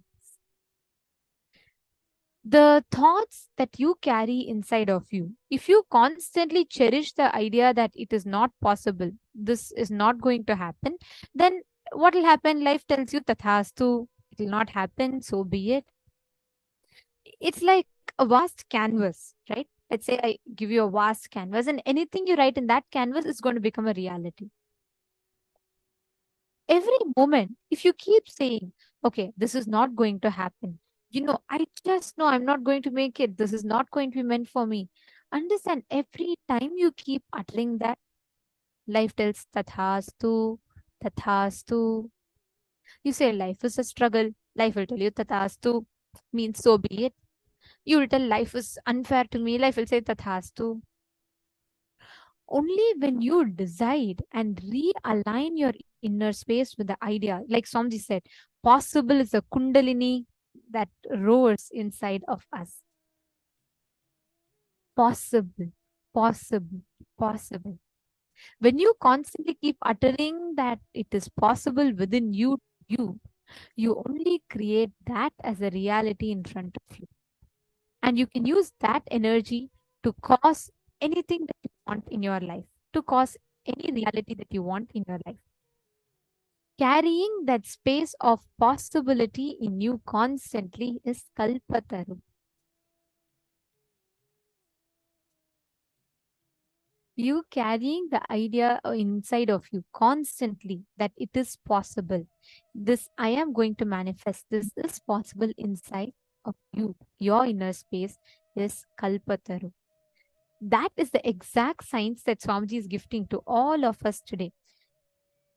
Carrying constantly the inner space in you which says again and again, it is possible, it is possible, it is possible. Means again and again you are reiterating to yourself that you are going to be able to create the reality you want. But there's a gap, correct? One side of you believes it could happen, one more side of you believes it is not happening. But this gap between you want it to happen versus it not happening is what is incompletion. And that is the obstacle that sits in our inner space that Swamiji is talking about. Now we are going to be learning about how you can clear carrying the space of possibility in your heart. All of us carry the energy to make what we want as reality in life. Life already gives you that energy. Whether you want to manifest money, you want to manifest business, you want to manifest health, your ability to create what you want as reality is life. Swamiji has so beautifully explained this. There's a series of it. Your thoughts becomes your words becomes your actions becomes life, and your life becomes reality. Many times you very casually just go on uttering a certain words. You decide, you make a declaration, and you start creating that declaration as reality. Ma Alexander has posted, when Ganga enters you, you will be cleaned up, upside down. Yes. Because like Swamiji said, Ma, when you do that completion, when the master initiates you, when he enters into you, he does like a complete cleansing process of you. Completely you are cleansed. That is what is completion. When you decide to remove all the impossibilities in your inner space, just look back into your life. See what are all the impossibilities that you carry in your inner space, and see how this is sitting in you like a huge thing and not letting you move ahead, move forward in life. All these words that you very casually give, you decide that this is not going to be happening, I'm not going to be able to do it. That is the impossibility that you carry inside of you.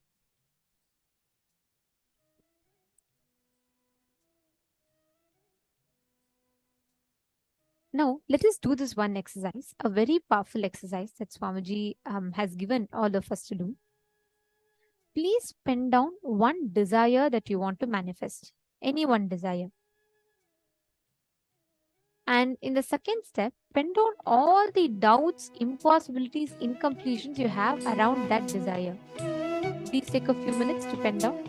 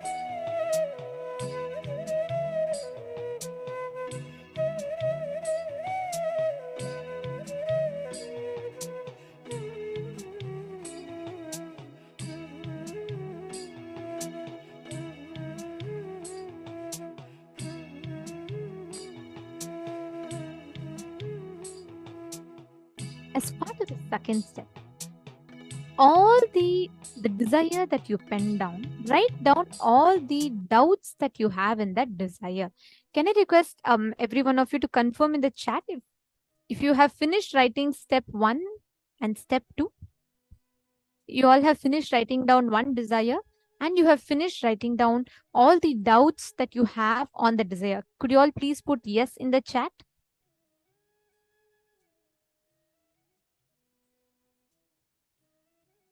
All those who have finished, you all can put done. You can confirm that you have done, and if you're still doing, you can put you're still doing.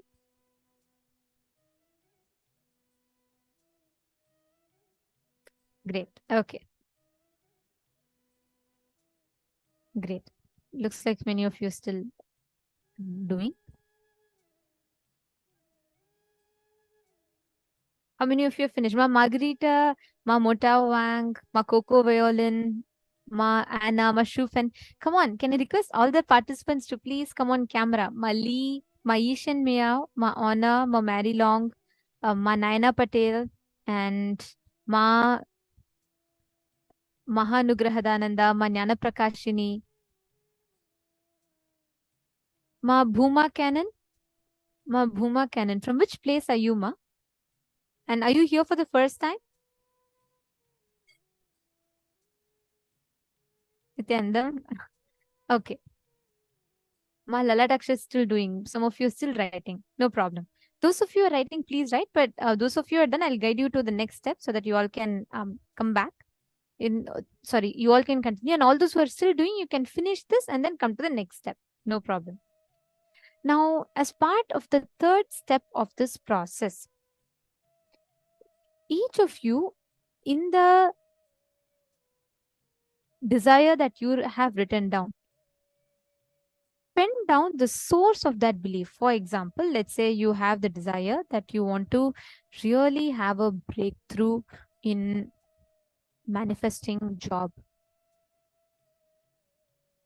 In that, you are stuck, but you feel like it's a big obstacle. You're not able to pin down what is the source of that belief. Maybe you feel like money is very difficult. It is not happening. And pin down the source of that belief that you have. It could be that in your young age, you saw your parents struggle for money. They were not able to manifest. So you feel strongly that it is not going to be happening for you also. It could be any reason. See, it can be different for each of us. Whatever is the reason that you carry inside you, you feel as a belief in you which created this, pen them.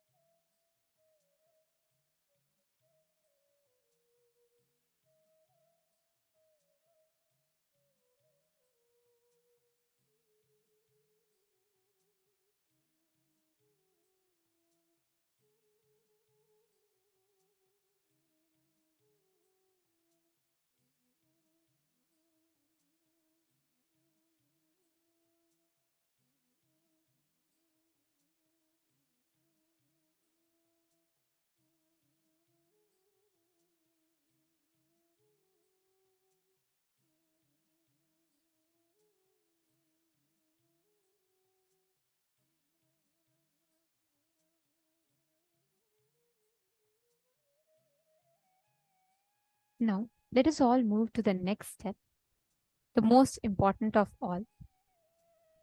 In the incidents that you have written down, please look in, identify, and complete with those beliefs, the incidents that created the belief in you.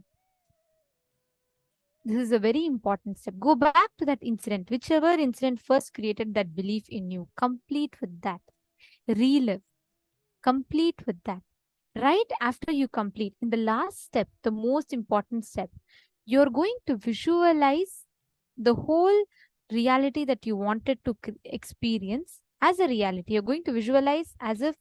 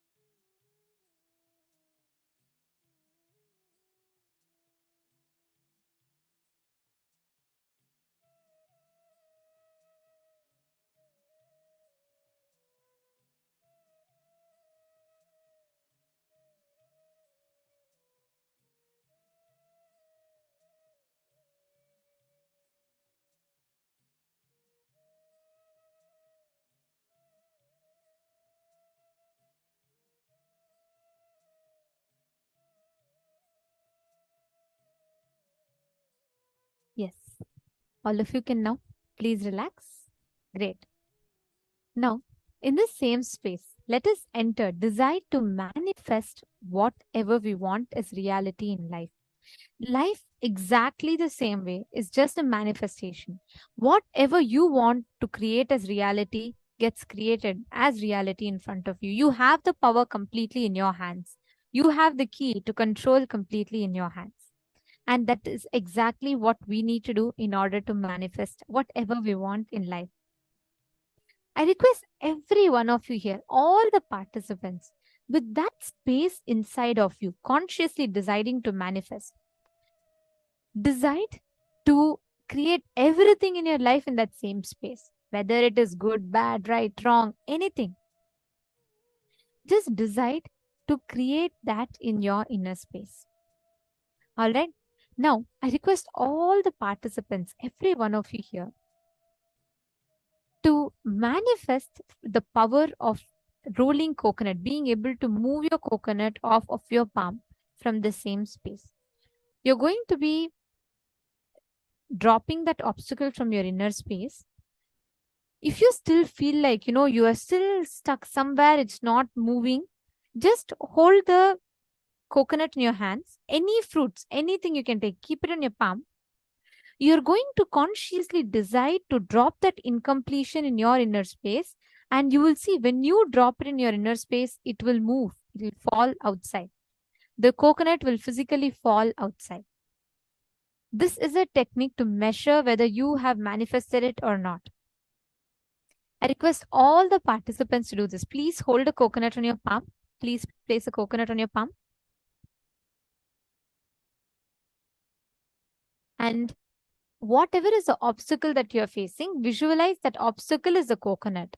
Without you touching it, just by chanting the Mahavakya, you will be able to manifest. Please chant the Mahavakya. Let us all start manifesting.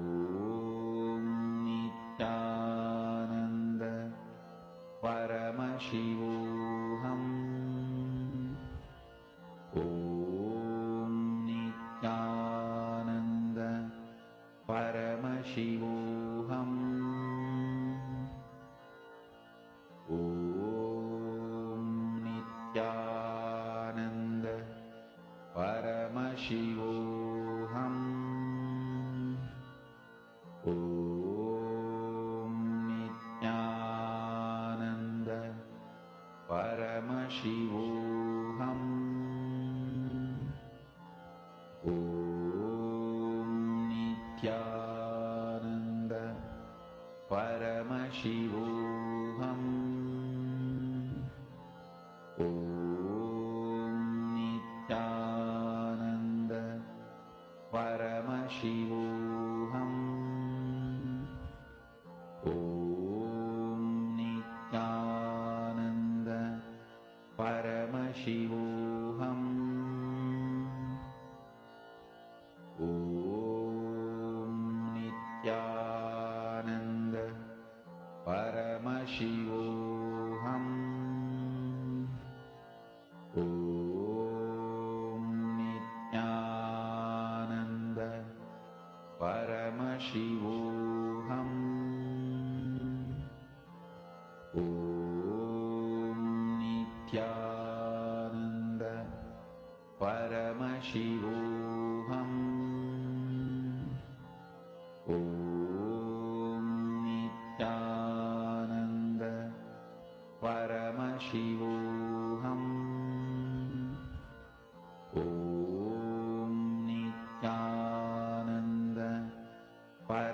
Paramashivoham. Om Nithyananda Paramashivoham. Om Nithyananda Paramashivoham. Om Nithyananda Paramashivoham. Om Nithyananda Paramashivoham.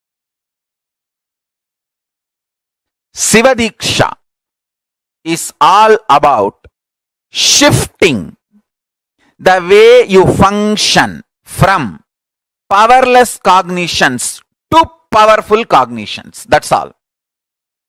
Siva Diksha is the way to shift you from functioning from powerless cognition space to powerful cognition space. Listen carefully. Understand life. Listen carefully and understand life.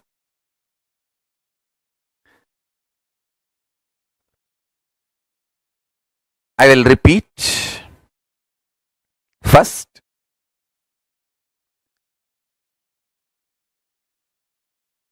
your inner space is like a software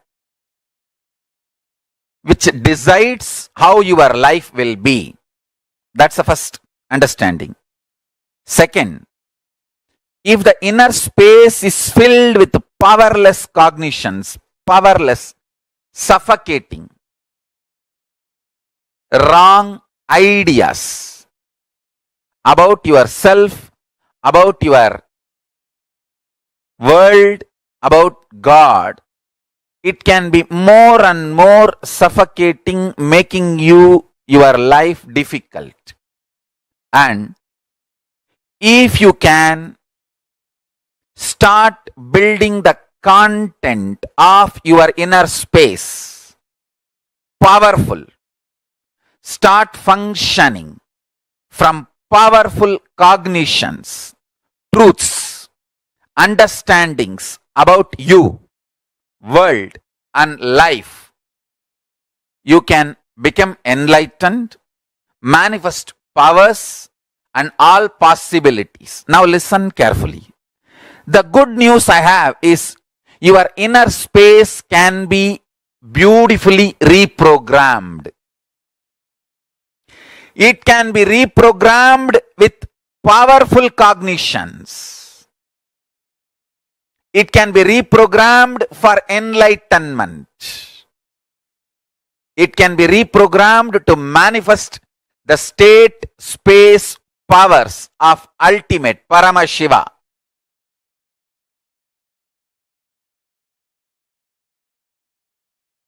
I am describing the whole sacred secret as it is. Maybe at some time catch up with the signs I am revealing.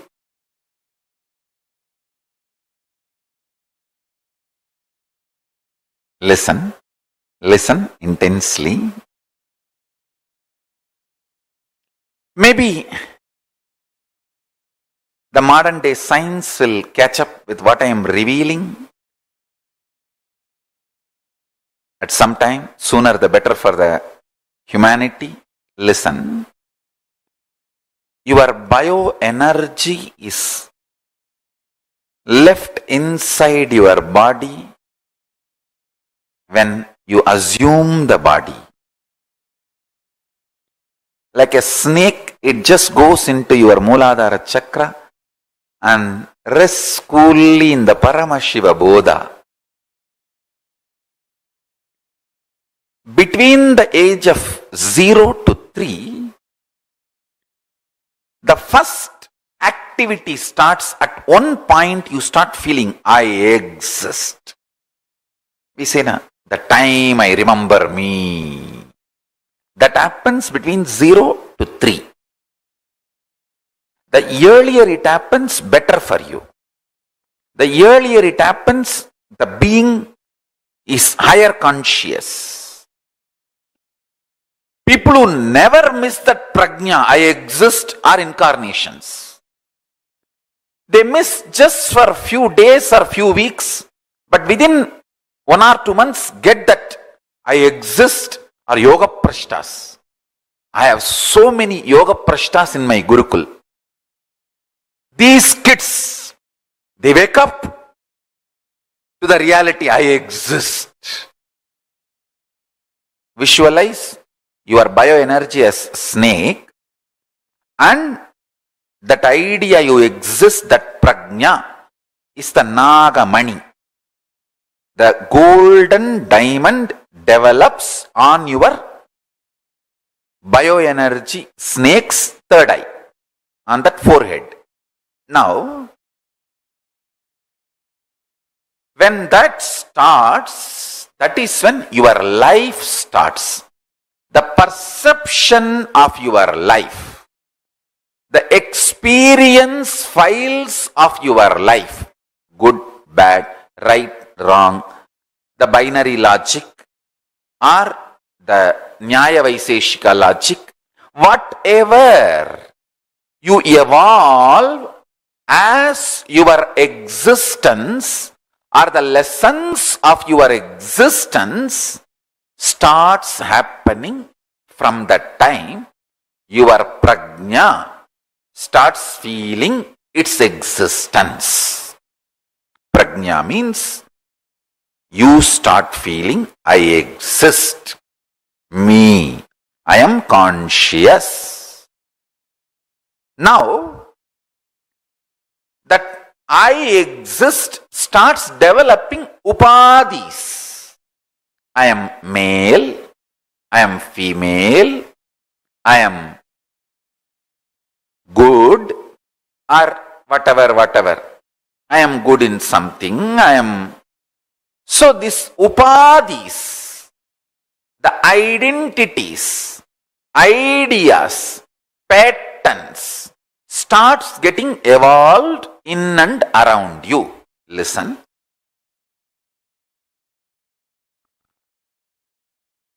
When you get the prajna matured, that happens by the age of 7. The prajna means that your existence getting matured at the age of 7. By the age of 7, that starts happening. That is the time you start developing your will. This is what I want. This I don't want. This is the way I will be. This is not the way I will be. That will starts getting developed.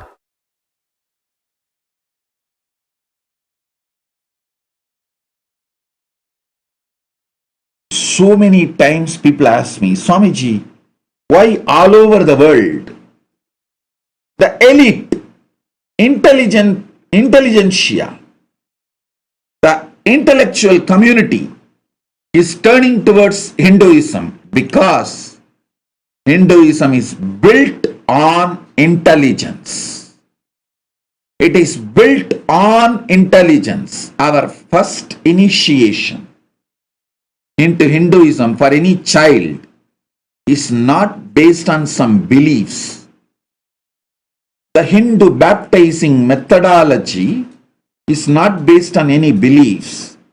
It just teaches you how to awaken your consciousness, intelligence.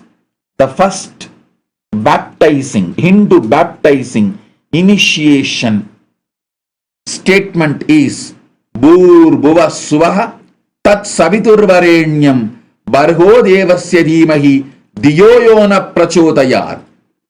I meditate on the highest intelligence which awakens my intelligence. I cognize the highest tejas which awakens my intelligence.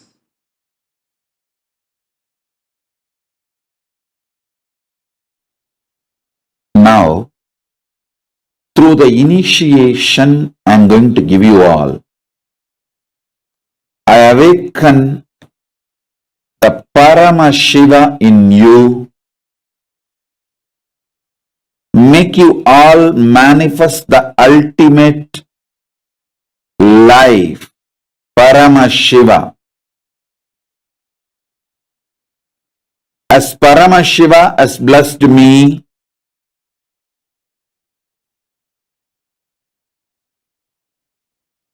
He Himself has manifested in me, I will make Him manifest in you all now, because He has authorized me to manifest Him in all of you. Listen. Listen intensely.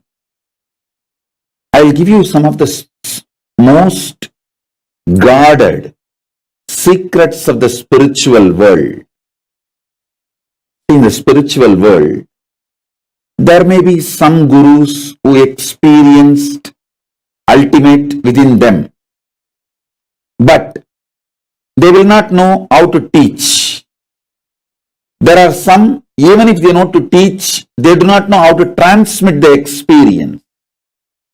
There are some who would have had experience, but not the traditional initiation. There are some who would have had experience and initiation, but may not know how to transmit. There are some who would have had initiation and experience and even know how to transmit, but they may not have received initiation, the right to transmit. That's called Acharya Abhishekam. Even if you know the method to transmit to others, you should be ritualistically initiated, authorized by the Guru Parampara through Acharya Abhishekam. Means the right to initiate others should be given to you ritualistically by the right authorities. There are some who may have capacity to transmit the initiation, can in turn initiate others. In every level, He gave me everything just by making one right decision, making this body happen in Tiruvannamalai. That ecosystem gave all the 16 things needed for an ultimate guru. Intellectual knowledge, enlightenment experience, right to transmit the intellectual knowledge, right to transmit the experience, proper initiation into intellectual knowledge, proper initiation into enlightenment experience, proper initiation to initiate others into intellectual knowledge, proper initiation into initiate others into enlightenment, proper initiation to initiate my disciples, to authorize them to initiate others into intellectual knowledge, proper capability to initiate my disciples to teach others the intellectual knowledge, rightful initiation to authorize my disciples to empower others with enlightenment experience, proper initiation to initiate my disciples to empower others with enlightenment experience, initiating my disciples into enlightenment and initiating them to transmit enlightenment in every level, totally 16 level. All 16 He showered on me. All 16 He blessed me. So with His grace, compassion, and the authority,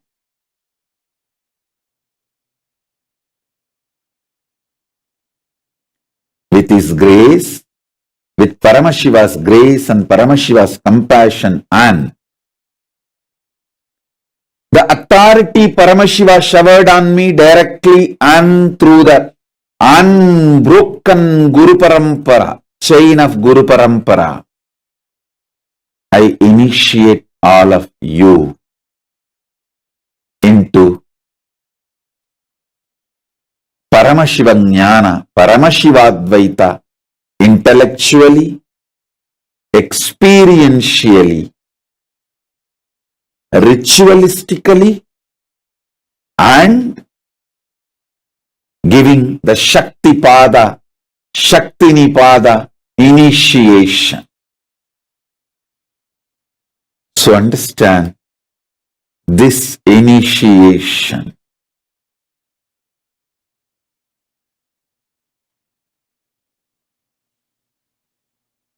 Connects you with Paramashiva directly through a proper, unbroken,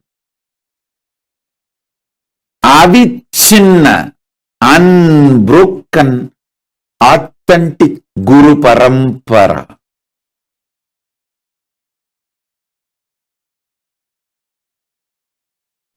See, I'm going to give you 5 initiation now. Imbibe that completely and type it as a message in your chat so that I know you got it completely. First, listen. All the 14 worlds are interconnected and in you. First, all 14 worlds are interconnected and in you. You are not just in Bhuloka now. You are in all 14 worlds right now. First, it's an initiation. Listen. Someone who has not heard this truth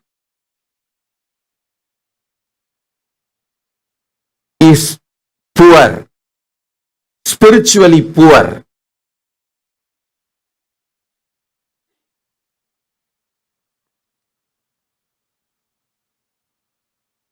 So listen.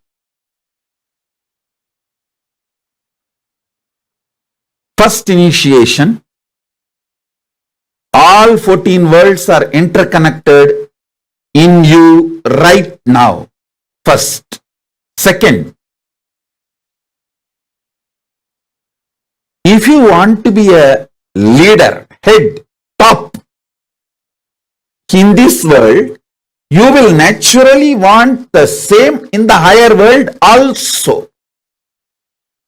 If you want the ultimate Parama in this world, you will want that same Parama in higher world also, in every world. This is second initiation. Listen. This is second initiation. Third,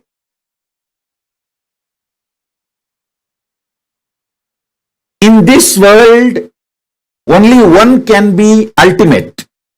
But in the higher worlds, anyone who wants to be ultimate can be ultimate. That is why there is no jealousy or competition.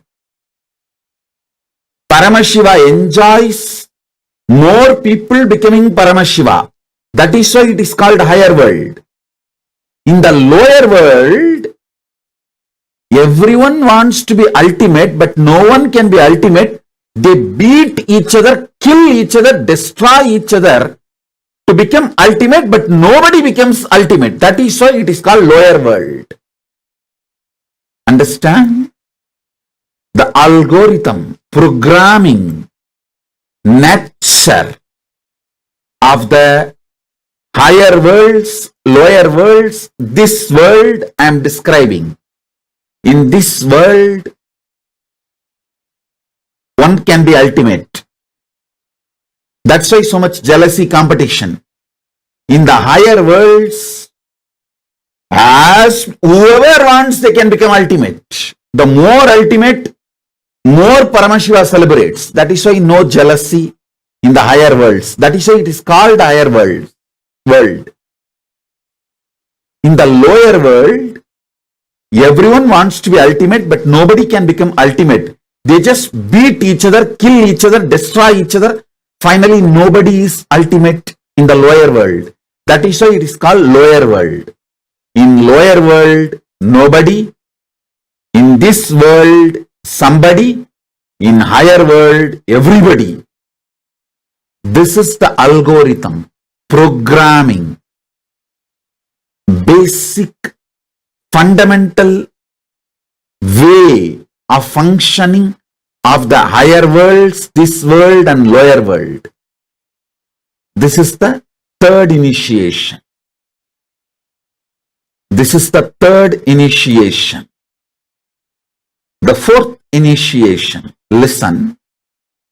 To become ultimate, you don't need any qualification other than being initiated into the truth. Your free will, pure will, is capable of making you ultimate. Fourth initiation. Fifth initiation, the greatest. Sit right now. I'll breathe the super consciousness, supreme consciousness of Paramashiva in you right now.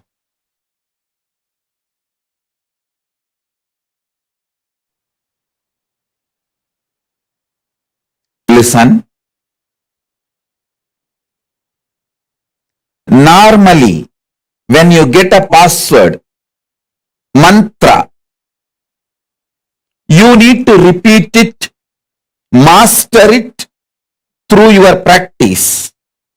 But if you receive the same mantra from an incarnation, he has already mastered it. I have already mastered the mantra. This key will directly start working for you. You do not need to do anything specific, special. For example, normally, if you receive a mantra with a 5 syllable, you have to do akshara laksha, means 5 lakh times you need to chant that mantra to achieve the mastery over the mantra. It's called akshara laksha. Each syllable 1 lakh time, 100,000 time. If you get 8 syllable mantra, 8 lakh times you have to repeat it. But with me, I have already mastered this. So to all of you, I am giving this key. You can directly start applying it, using it. Listen.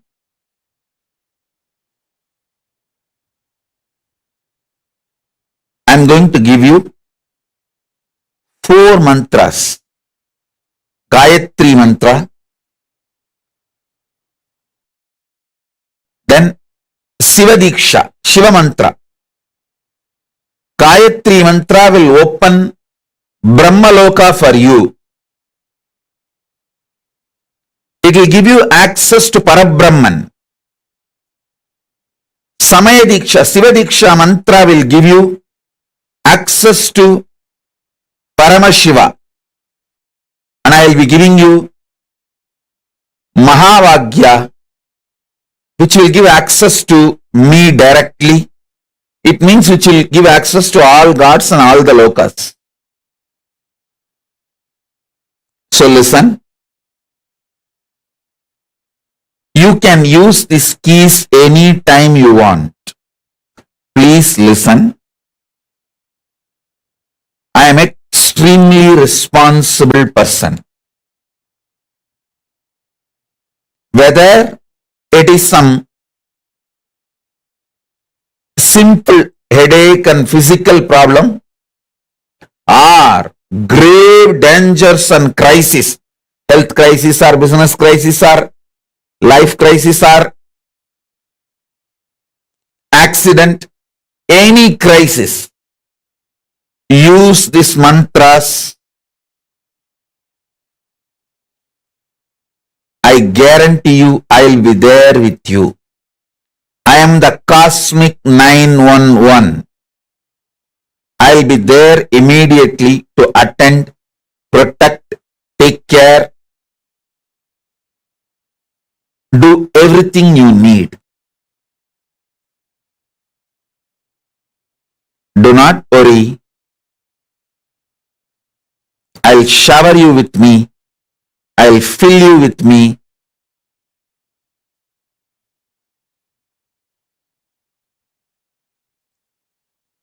I will manifest me through you.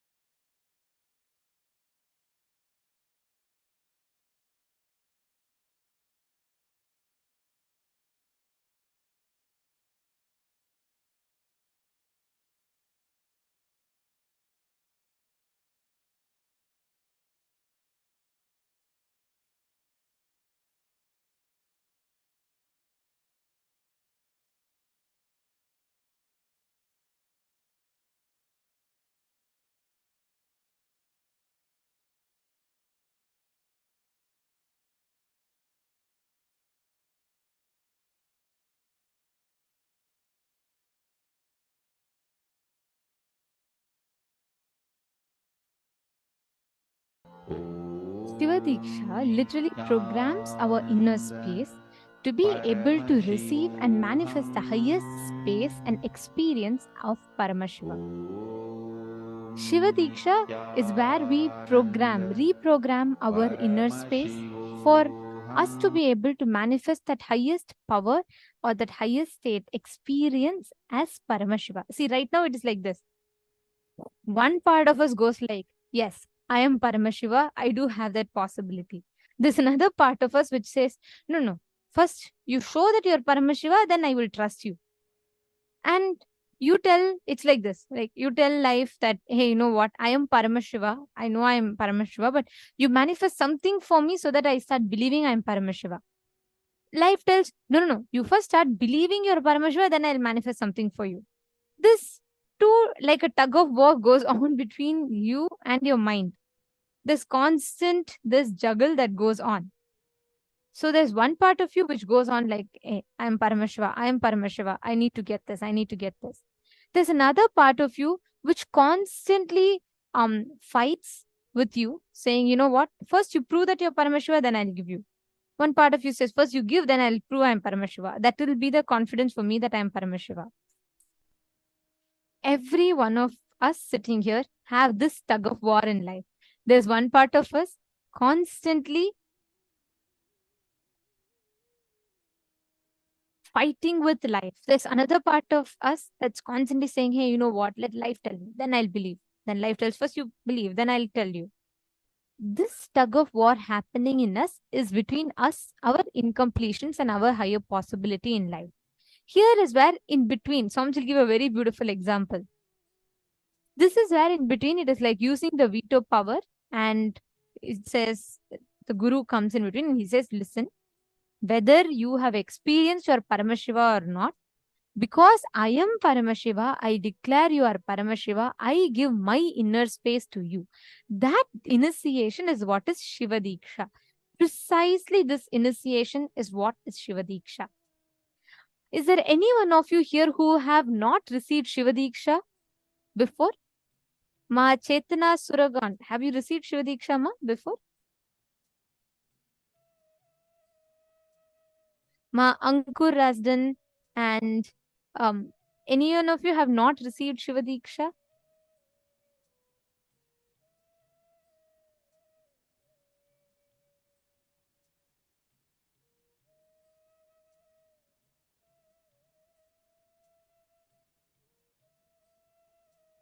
Okay, Ma Bhuma Cannon.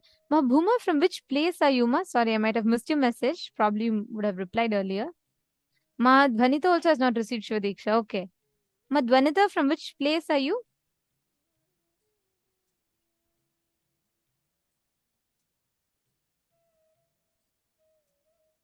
Ohio. Very nice. Ma Bhuma, wonderful. Okay. This initiation, where you are giving that veto power to Swamiji, where Swamiji says, hey, what you don't need to wait for life to first start giving you things for you to experience your Paramashiva. And Swamiji tells life, you don't need to wait for him to first experience his Paramashiva for you to give things. I am intervening and I'm giving my experience here. Let me give my own inner space to you. And Swamiji replaces our inner space with his inner space. And he says, now come on, use this and go and manifest from life. And using that, it is like that initial investment. Have like many times when the son wants to invest, right? The father will say, okay, all right, you don't need to go struggle around with others. I trust you. I put my trust on you. So I'll give you some money. Come on, use this to invest and start your business. Put this as a capital and start your business, and rest will happen. That is exactly what Swamiji does with us through the Shiva Diksha. He gives us that initiation. Ma Chetana also has not received before. Okay. Ma Sarika Chuni also has not received. Ankur Rasdan has not received. Oh, okay. No problem. Okay. Many of you. Looks like there are quite a bit of you. Okay. Can I request all the participants to please come on camera? Nithyanandam, dear participants of Paramashivoham. Okay. Now, for all of you who are going to be receiving Shiva Diksha now for the first time, let us understand what this initiation is. Now, Swamiji explained to us about what this initiation represents. This initiation is actually elaborately described in our Puranas, in our Hindu scriptures, as to what are the do's and don'ts and what you should do, what you need to know about Shiva Diksha, how you should be receiving Shiva Diksha, who can give you Shiva Diksha, and how does Shiva Diksha operate into us? Like, how exactly does that apply to our lives? What are the benefits of it? And how is it described? Why should you take it? How should you take it? Everything is described in our scriptures. There's a particular scripture called Soma Shambhu Paddhati, which is what all of us follow. This Soma Shambhu Paddhati describes elaborately as to what Shiva Diksha is. Shiva Diksha has 7 levels. The last level being Acharya Abhishekam, the Nirvana Diksha and Acharya Abhishekam. The first level is Samaya Diksha. So Shiva Diksha itself has 7 levels. And first is Samaya Diksha, second is Visesha Diksha. Today we are going to be receiving that first level Diksha in Shiva Diksha called the Samaya Diksha. So I'll now be taking all of us through a very quick understanding on how we can take this Diksha, what it means.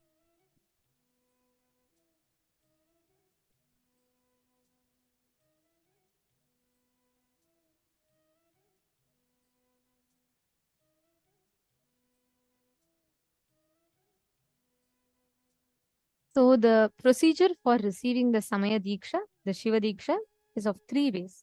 The first one is Mantra Diksha. So there are 3 Dikshas and you will all be receiving all the 3 Dikshas today. The first being Mantra Diksha, second being Jnanavati Diksha, and the last, most important, being the Kriyavati Diksha. So Mantra Diksha is where the avatar transmits the experience in the form of mantras, sacred sounds, energy vibrations. The second is the Jnanavati Diksha. Jnanavati Diksha is where Swamiji initiates us, gives us the initiation by doing the sacred mantras, and he transmits that energy and experience to us. The Kriyavati Diksha is where through the ritualistic process, the initiation happens. Through the Homa and the ritualistic process, the initiation happens to us. So these are the 3 types of Diksha that constitutes of Shiva Diksha.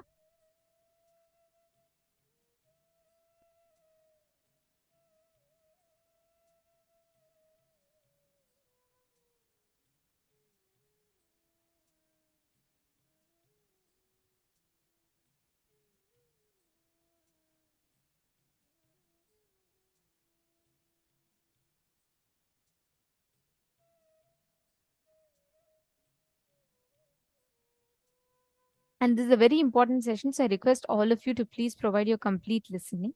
And first thing, this 3 deekshas, the first part being mantra deeksha, where Swamiji will be chanting mantras. All of you will be receiving something called the Shiva Moola mantra. This mantra actually only an enlightened master, guru, can give to the disciple. And the disciple should not be sharing it with others. Only a guru who has that experience of enlightenment in him, he can transmit this experience to others. So today you all will be receiving the mantra deeksha. The second part, the initiation, happens in like 2 different parts. One is where Kriyavati, means through the rituals, Homa happens and the priest do the proper Homa, mandala is drawn, and you go and drop the flower in the mandala, you receive the name. That whole process is called as the Kriyavati Diksha. There's another part to it called the Jnanavati Diksha.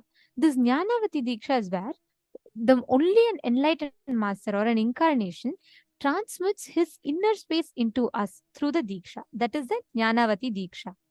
So the procedure for receiving this Diksha, the Soma Shambhu Paddhati has a separate section called Samaya Diksha Vidhi. And as we all know, Swamiji ensures every single thing that we receive is always 100%, if not more, in alignment to the Shastras, what exactly our scriptures tell. So here, the Somashambhu Paddhati 12th and 13th shlokas tells very clearly how exactly the ritual should happen. The verse goes as Dvividheyam dvirupavni pratyekamupajaryate eka kriyavati tatra kundamandala purvika manovyaparamatrena yasa jnanavati mata itham labdhadikarena dikshacharyena sadhyate. So here it is very clearly describing about Jnanavati Diksha, Kriyavati Diksha and the Mantra Diksha. So the Pramana describes Diksha, which is classified as Sadhikara and Niradhikara, is of 2 types, which is Kriyavati and Jnanavati Diksha. Kriyavati Diksha is done with Homakunda, Mandala for the ritual. Jnanavati Diksha is that wherein the process that needs to be done is done through the Guru's inner space, the enlightened master, the Guru's inner space, through his power of enlightenment, Jnana. This way, Diksha is done by the Guru who has got the power and authority to initiate. Swamiji, just at his young age of 7, was initiated into this, and Swamiji received the initiation into Shiva Diksha when Swamiji was very, very young, just about 11 years old, from the Swamiji's Guru, the 230th Guru Mahasannidhanam of Tondai Mandala Adinam in Kanchipuram, Srila Sri Jnana Prakasha Deshika Paramacharya Swamigal. Swamiji had received the initiation, and it was that time where Swamiji was conferred the title as the 233rd Guru Mahasannidhanam, under directly from the 230th Guru Mahasannidhanam.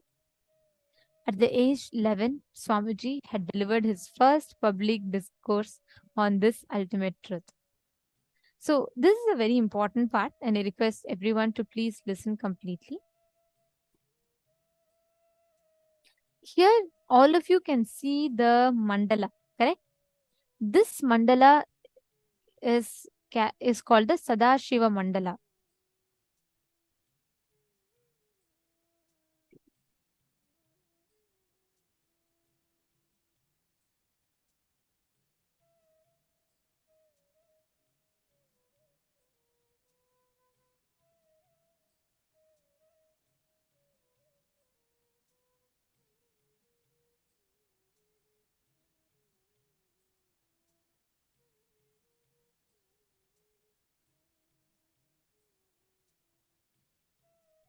All the Shiva Diksha participants who are attending for the first time, each of you will be doing the Sadashiva Mandala, but here you all need not worry.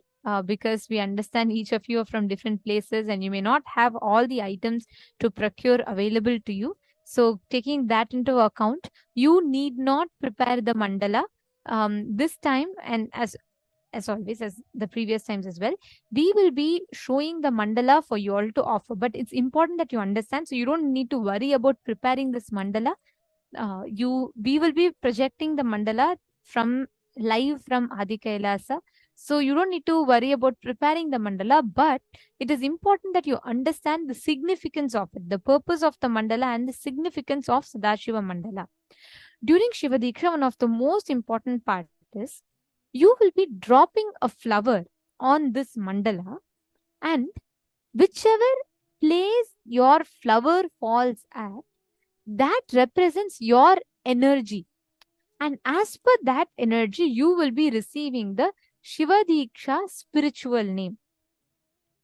So you all can take a closer look at this. Here, if you see, this has the yellow color lingam that you're seeing. So it consists of 4 Shiva lingas and a circle in the center.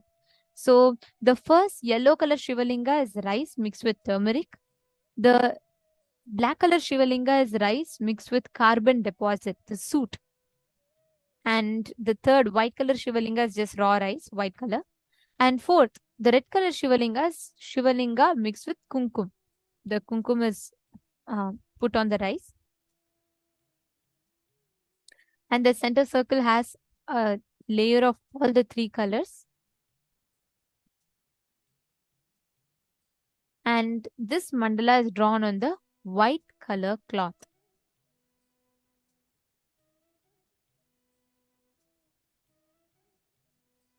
So here, hope all of you getting a better look at visual of it.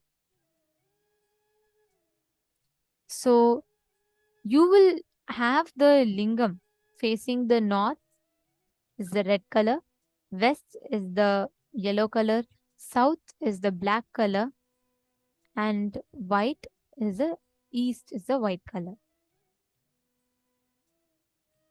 Now, one most important thing, please, I request everyone to make note, especially if you're receiving for the first time.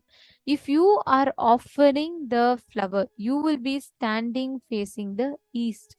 So you should be standing in the eastern direction. Sorry, not facing the east. You will be standing in the eastern direction. So you all can see here. You will be standing in the eastern direction, facing the western direction.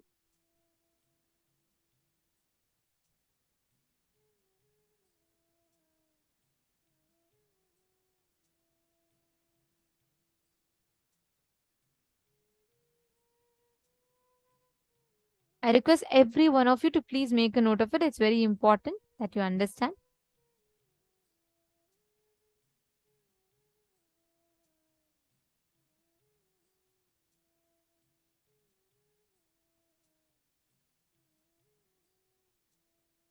Actually, each of you can take a few minutes to please write this chart. I request every one of you to please write this chart.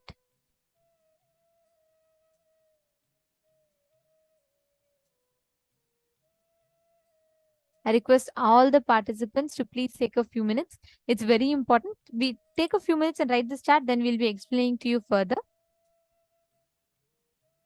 This is a spiritual name.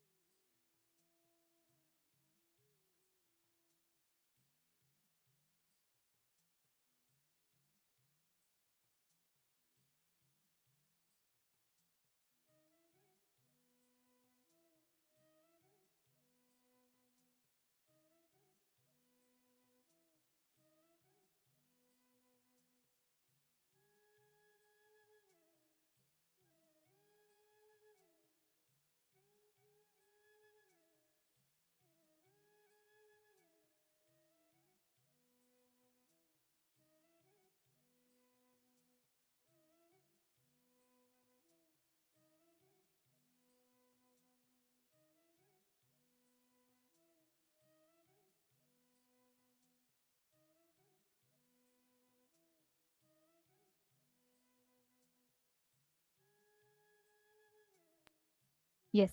So hope all of you have written down.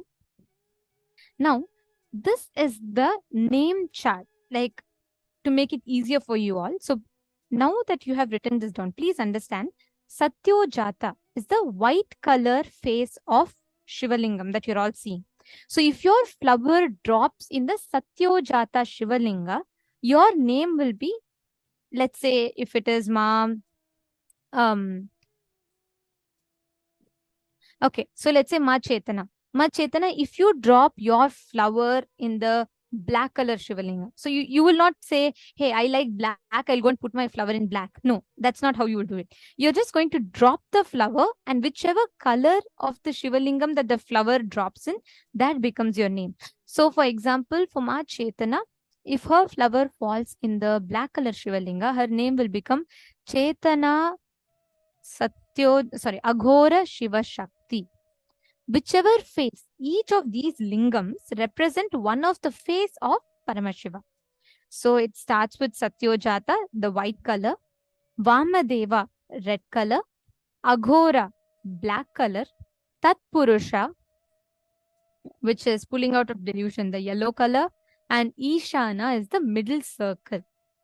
So these are the 5 faces of Paramashiva. Black is Aghora, white is Satyojata, red is Vamadeva, yellow is Tatpurusha, and the center circle is Ishana. Each of these are one faces of Paramashiva. So this is the spiritual name chart. It is very important. Please understand, if you are a female, okay, you will be receiving the name along with your name. The Shiva Deeksha name for you will be Shiva Shakti. For example, if you drop, like I said, Ma Chetana. Chetanama is a female. So if she drops a flower and then it falls, how you're exactly going to be doing is the mandala will be there. We will be projecting the mandala for all of you. You will be putting that mandala, the screen, the digital screen, however you have the mandala, whether it's your laptop or phone or whatever, you're going to be putting it on the ground and you will be standing facing the eastern direction. And you will be dropping the flower. You will not be putting flower. You will just be dropping the flower. So whichever color the flower falls on, that becomes your energy. That becomes your spiritual name. So if Ma Chetana is just dropping a flower and it falls on the red color Shiva Lingam, then she will be Chetana Vamadeva Shiva Shakti. Let's say Robert is dropping the flower. If Robert Aya is dropping the flower, then it falls on the same red color. He will be calling himself as Robert Vamadeva Shivam. So if you're a male, you will be having a suffix called Shivam. If you're a female, you'll be having a suffix called Shiva Shakti. Yes. Ma Stephanie, I will show the spiritual names chat also. Yes, don't worry. I'll show the spiritual names chat as well. So far, are all of you with me? There are so many of you who are receiving it for the first time today. So I just want to make sure you're all not missing it out. So you're all going to be receiving your spiritual names. This is the Deeksha spiritual name. Of course, the proper spiritual name that you all will be getting is like through the darshan, Swamiji will be giving with Nitya and Ananda in it. This is the Deeksha name. You all can take a few minutes to write down this chart as well. So if you are a female and a male, respectively, please put for each of the colors.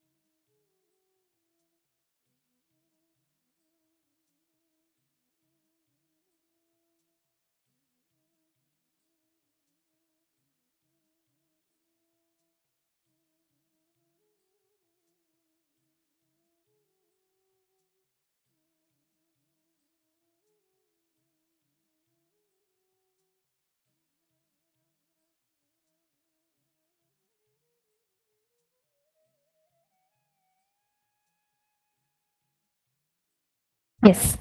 Now, hope all of you have finished writing this down. This is very important for all of us. And according to this, you will be receiving your spiritual names. Now, in the next part, each of these spiritual name represents one of the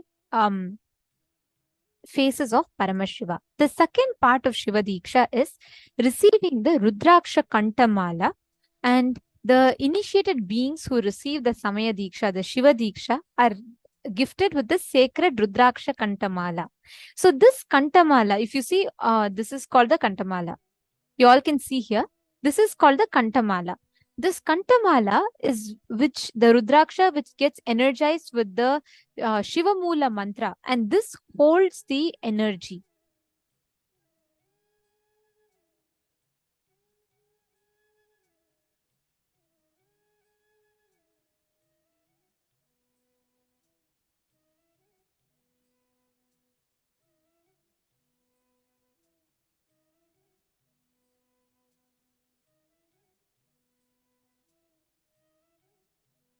This Shiva Mula mantra is held by the Kantamala that we wear. So Kantamala should constantly be on your throat. It should actually be touching your throat continuously, as this energizes you with the Shiva Mula mantra. It's a very beautiful process that Swamiji explains. Whenever you chant the mantra, the Rudraksha gets energized. Whenever you forget to chant the mantra, the Rudraksha keeps you chanting the mantra in your inner space. So both will charge each other constantly, interchangeably, both charge each other. So that's how the Kantamala works. So you all can see, as in the picture, you all will be given the Kantamala as well. And the next is the Yagnopavita. The Yagnopavita is for the male to wear, and the male bodies will be receiving the Yagnopavita, which you will be wearing from the left shoulder below the right armpit. So it will be coming from the left shoulder through the right. This Yagnopavita represents the awakening of DNA strands in us. Most important for all of us to understand here is that whenever you receive the Gayatri Deeksha, whenever you receive the Gayatri mantra, the Yagnopavita represents the awakening of your DNA. All females will be receiving Yagnopavita in the next Deeksha, in the Vishesha Deeksha. In the Shiva Deeksha, the male bodies receive the Yagnopavita. Now, there are some most important do's and don'ts of the Shiva Deeksha. The first one, what you should not do. You should not abuse Sadashiva, Paramashiva, who is the source of the cosmos. You should not abuse the words of Paramashiva, which are the Vedas and Agamas. You should not abuse the Guru who gives you the Shiva Diksha. You should not abuse the other sadhakas, the people who practice the science of Shiva Diksha, who practice and who worship Paramashiva daily. You should not abuse them. You should neither abuse the Guru who gives you the Diksha, nor you should abuse the people who practice the lifestyle of Shiva Diksha. And you should never eat the food that is kept for or offered to Chandikeshwara. And you should never offer the flowers or food kept aside for Chandikeshwara. You should not cross the shadow of Shivalinga. And you should be making sure that you are wearing the Kantamala at all times. This is the Kantamala that you all see here. This is the Kantamala. And we request every one of you, once you receive the Shiva Diksha and you will be receiving the Kantamala, you should be wearing the Kantamala at all times. It protects you. The Kantamala literally acts as your protection, as a kavacham, and it constantly protects you. And how many of you want to take this Shiva Diksha today? We are actually going to be projecting the form for all of you. All of you can sign up and everyone can take this powerful Shiva Diksha initiation today. The best news about this is that you will see, just by one initiation, the very software with which you operate will start getting upgraded. You'll have a new software upgrade, like your apps getting upgraded. That's what exactly you are going to be experiencing during the Shiva Diksha.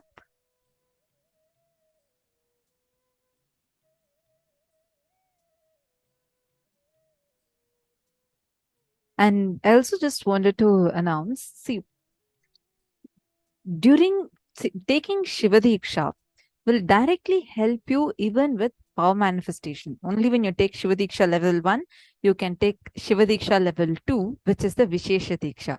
Vishesha Diksha is the initiation for power manifestation. You get initiated to start manifesting powers. You get initiated to start having the eligibility to worship Paramashiva. So that is the next level Deeksha, and we'll be having it in a few days' time. But only if you take Shiva Deeksha today, you will be receiving the Vishesha Deeksha, the next level Deeksha, when we are having it in a few more days. And if you have already taken Shiva Deeksha before, you do not need to take it again. If you have been initiated into Shiva Diksha by Swamiji, whether it was in the Paramashivam program, Paramashivoham program, or it was when you attended physically, like when there used to be, like every week we used to have the Shiva Diksha initiations happening. Thousands have attended the Shiva Diksha program and gotten initiated into Shiva Diksha. Even if you have done one day Kalpataru and gotten the initiation and you received your Kantamala, then you do not need to apply for it again. You can just say you have already taken the Diksha. When we are going to project the form, you can go fill up the form and you can say that you have already been initiated. So you can also sit and receive the initiation again, but you are not getting re-initiated into it. It is just Swamiji is going to be blessing all of us again. So you don't need to actually go and offer the flower or do the mandala thing again. If you have done it once, that's enough. See, the difference between the spiritual name and the Deeksha name, what we are going to be receiving today is called as the Deeksha name. So the Deeksha name will be, like, for example, as we had explained earlier, when you are offering a flower on one of these faces of Paramashiva, see, the most important thing is you have to make sure that you are having your laptop or your tab, everything flat so that the flower should fall on it. It should not just hit and come or anything like that. If you're logged in through a desktop, we recommend you to be logged in through your desktop. Just for that mandala process alone, you can log in through your phone, offer the flower on the mandala, and you can log out. Because, or you, if you are not having this option, then you yourself can draw the mandala wherever you are, and you will be able to offer the Shiva Diksha.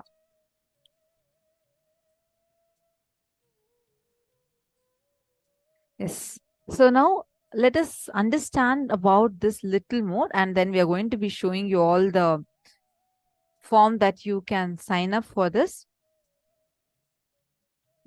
All the participants, every one of you, to take all the, please internalize each of this so that you can understand the importance of the Diksha that you will be receiving, and you can receive it to the fullest benefit. Please understand, always Swamiji will tell that everything that you receive, you should know the exact procedure of how exactly it is done as per the Agamas.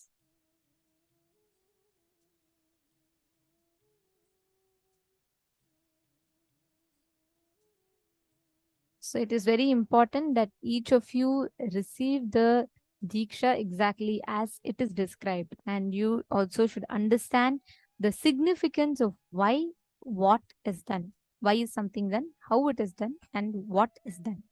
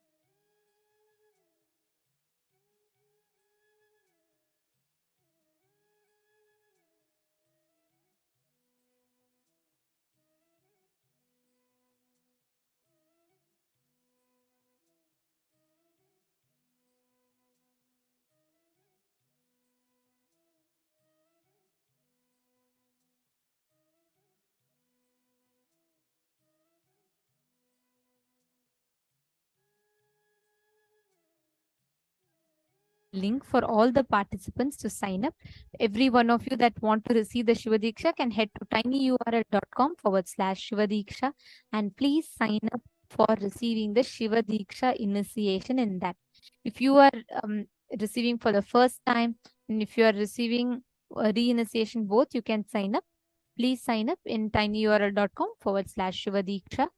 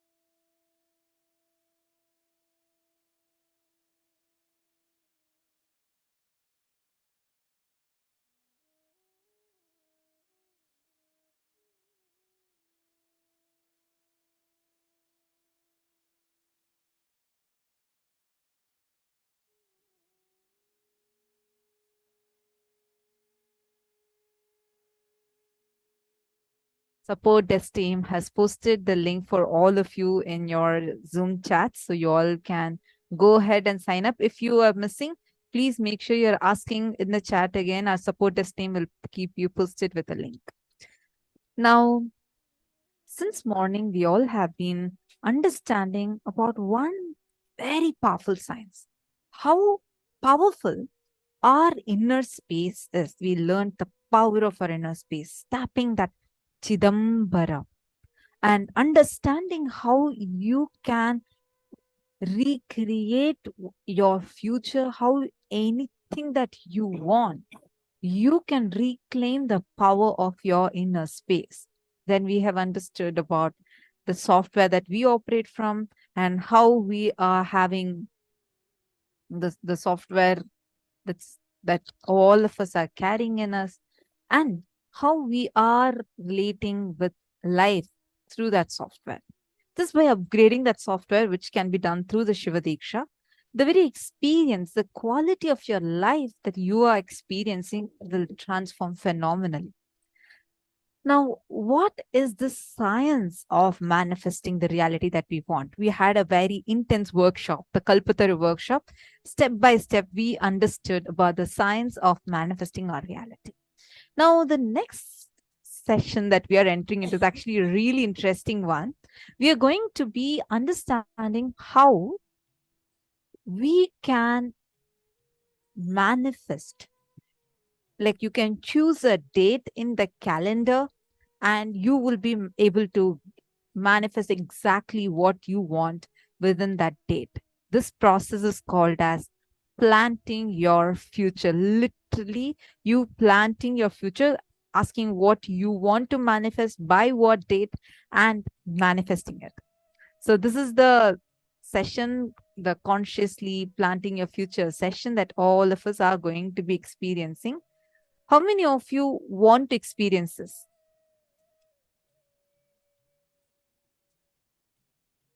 How many of you here want to manifest? You all are excited for saying that, look, I really want these things and I'm going to get it. I want to learn the science. How many of you are here like that? Ma Bhavna Paramar immediately jumped up and said, yes. Ma Lucy, Ma Chetana, nice. See so many more, yes, flying. Ma Rema Umesh, Hedi Shlak, One Christine, Ma Pooja Kumar, Ma Susan, Ma Christine Jones. Nityanandam, nice to see so many of you here. Ma Vamadevananda, Ma Prema Tavasi, great. Ma Nitya Naresha. Wonderful. I see still more and more of you are responding.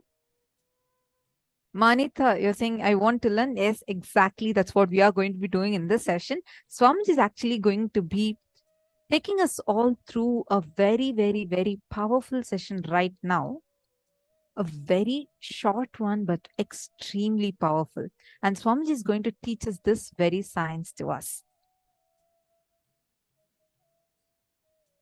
Yashodan Kulkarni, yeah, and I see someone named JW on the YouTube. I urge all the viewers on Facebook and YouTube immediately start joining the Zoom, because the powerful initiation that we are going to be entering into today, actually Swamiji is going to give not one, not two, but multiple initiations where you're going to, one, get Shiva Deeksha, where you will have that software upgrade and have that powerful energy of Paramashiva landing in you. And second, we are going to be blessed and initiated into the power manifestation. Your third eye is going to be awakened today. You're going to get the Kalpataru blessing. So whatever boons you want, you will get blessings from Swamiji. Not just that, Swamiji is going to read every one of your messages and directly respond to you. And this is available exclusively only on the Zoom, only on the two-way video conferencing. So you need to immediately sign up, jump in. Do not miss out on that.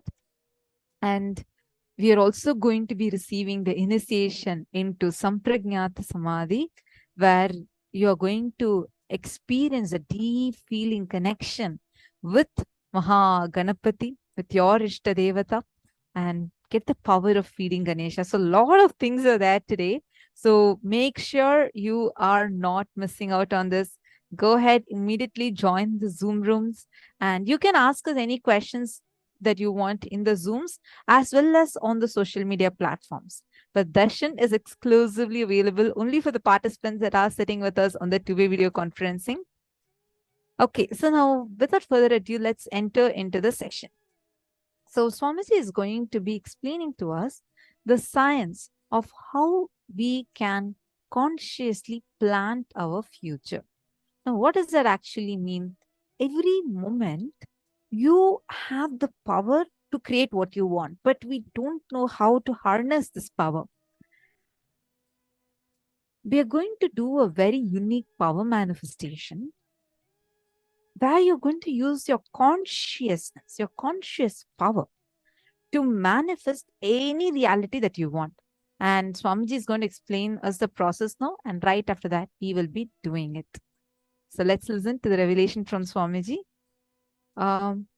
Lucy is asking, there's a question. Shiva Diksha is level 1 or level 2 for today's registration? It's level 1. More. Today is Shiva Diksha, level 1. Samaya Diksha, so it's level 1. Are all of us clear? Nithyananda, Joyce, where are you from? Nice to see you here. Ankur, Razdan, Nithyanandam. Okay, let's enter into the session now.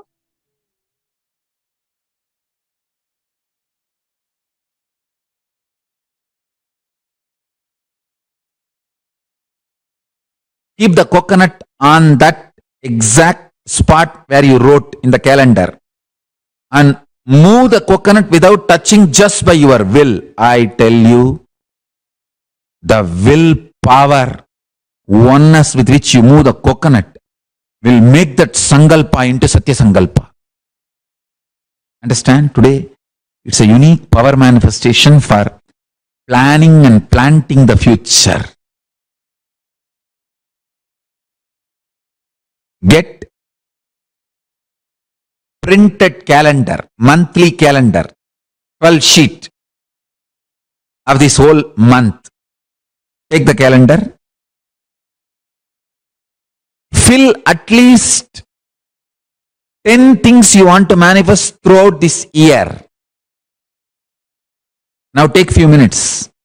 If needed, run and get the calendar and one coconut. If you don't have coconut, if you have Atmalinga, that's also enough. Atmalinga will move faster than the coconut. Atmalinga may look heavy, but that's alive, living being. Understand? If you don't have coconut, don't worry, get your Atmalinga. Unprinted calendar. What you want to manifest. Planning and planting your future.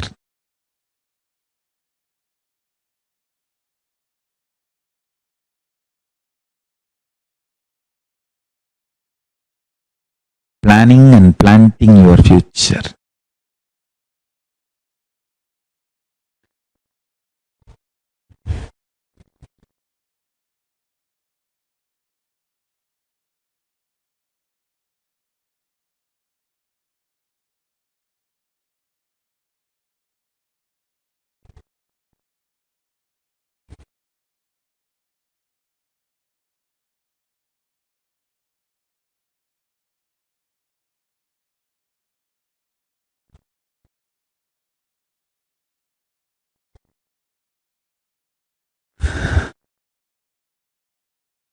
I'll give you a few minutes. Get the calendar, Atmalinga, coconut, everything. Let's start.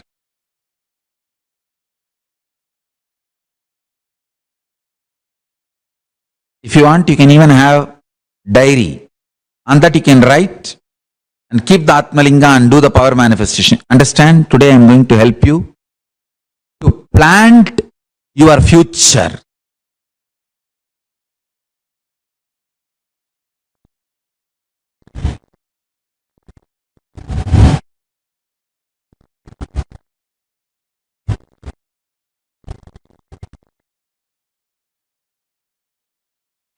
Listen.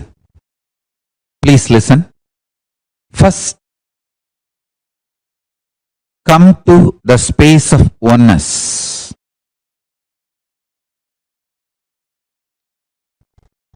Pen down at least 11 things you want to manifest, minimum. Maximum you can go even up to 365. But minimum 11. Exactly on the same date you want to manifest that, pen down. I'll give you a few minutes. Come to the space of oneness. Decide you are planting your future and pen down this. Listen carefully. Don't have a SDHD. Don't have self-doubt, self-hatred, self-denial. Whether I'll be able to manifest this or not, will it happen or not, forget about all that. Pen down.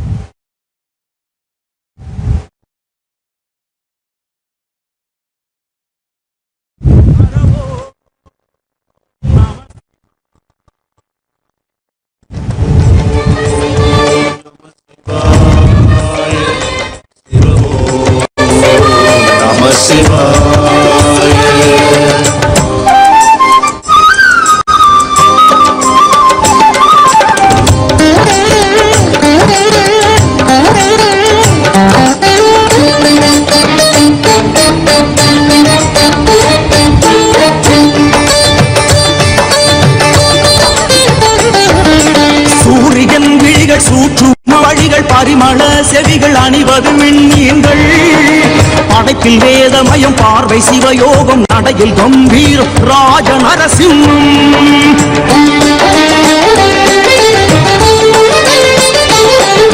சூரியன் விழிகள் சூற்றுமம் வழிகள் பரிமள செவிகள் அணிவது விண்மீன்கள் படைப்பில் வேதமயம் பார்வை சிவயோகம் நடையில் கம்பீரம் ராஜ நரசிம்மம் ஆள் காட்டி விரலோடு பெருவிரலை சேர்த்த விதம் ஆள் காட்டியமையாளும் ஸ்ரீருத்ர சதாசிவம் மனதில் எப்பொழுதும் குரு ஈசா உன்னாட்சி மறவாது கைதொடுவோம் தருவாயே அருளாசி சதாசிவ பிரம்மம். Then I'll guide you.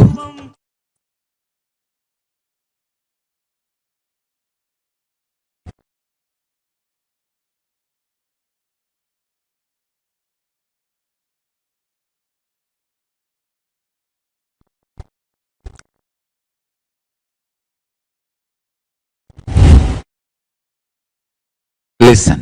Now, I'll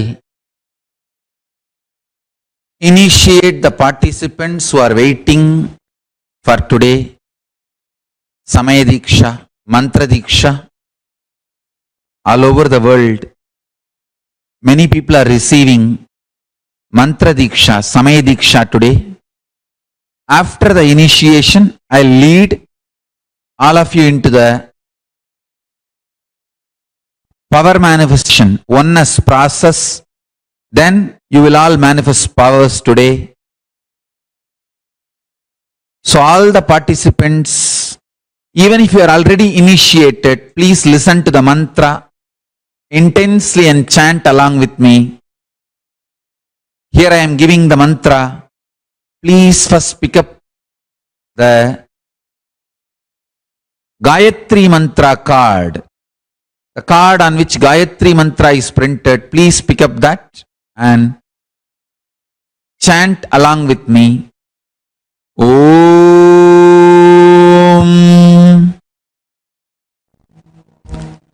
Bhur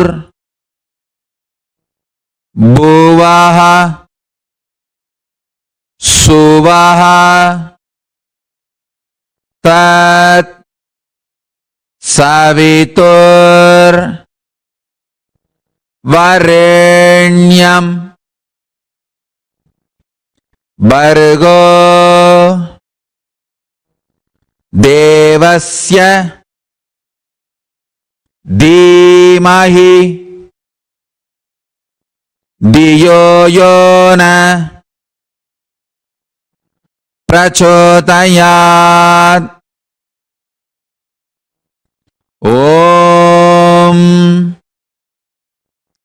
Bhur Bhuvaha Suvaha Tat Savitur Varenyam Bhargo Devasya Dhimahi Dhiyo Yona Prachodayat. Listen once more.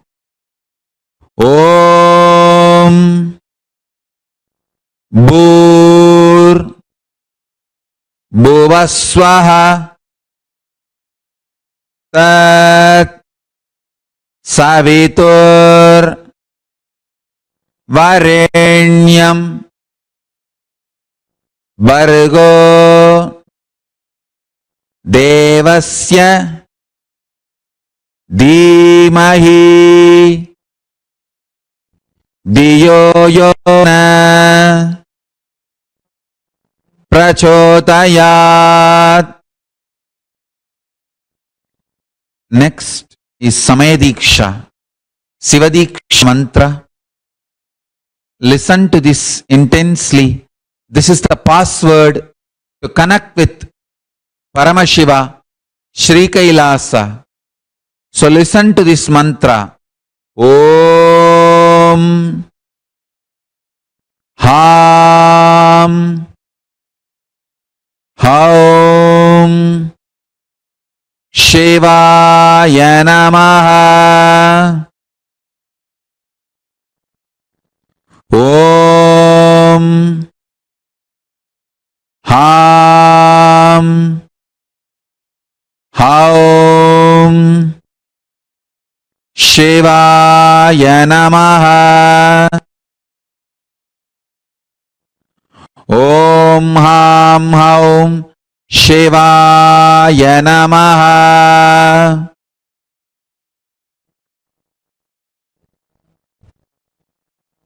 Yes, now I'll give you the Mahavagya. Om Nithyananda Paramashivoham.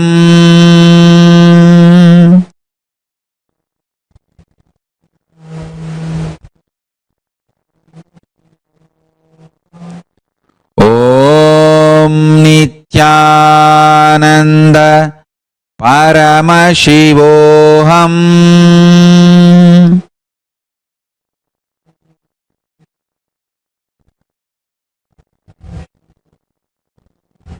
Om Nithyananda Paramashivoham.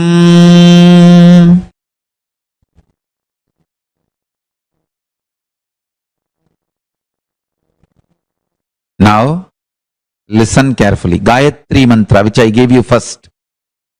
Chant that 11 times every morning. Second, the Sivadiksha mantra, Samayadiksha mantra.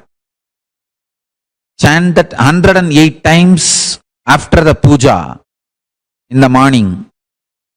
Mahavagya, Om Nithyananda Paramashivoham.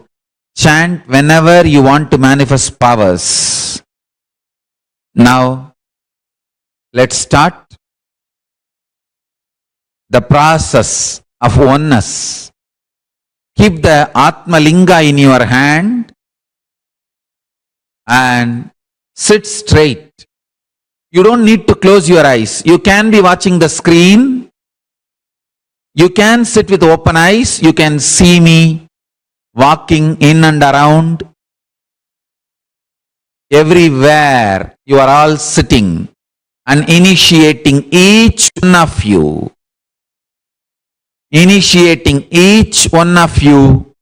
individually. You can see me physically. I'll be there in every center, every adinam, every ashram to initiate all of you. Don't keep your eyes closed. Keep your eyes open. Sit straight. Keep the Atmalinga in your hand and sit straight. Let's start the oneness process.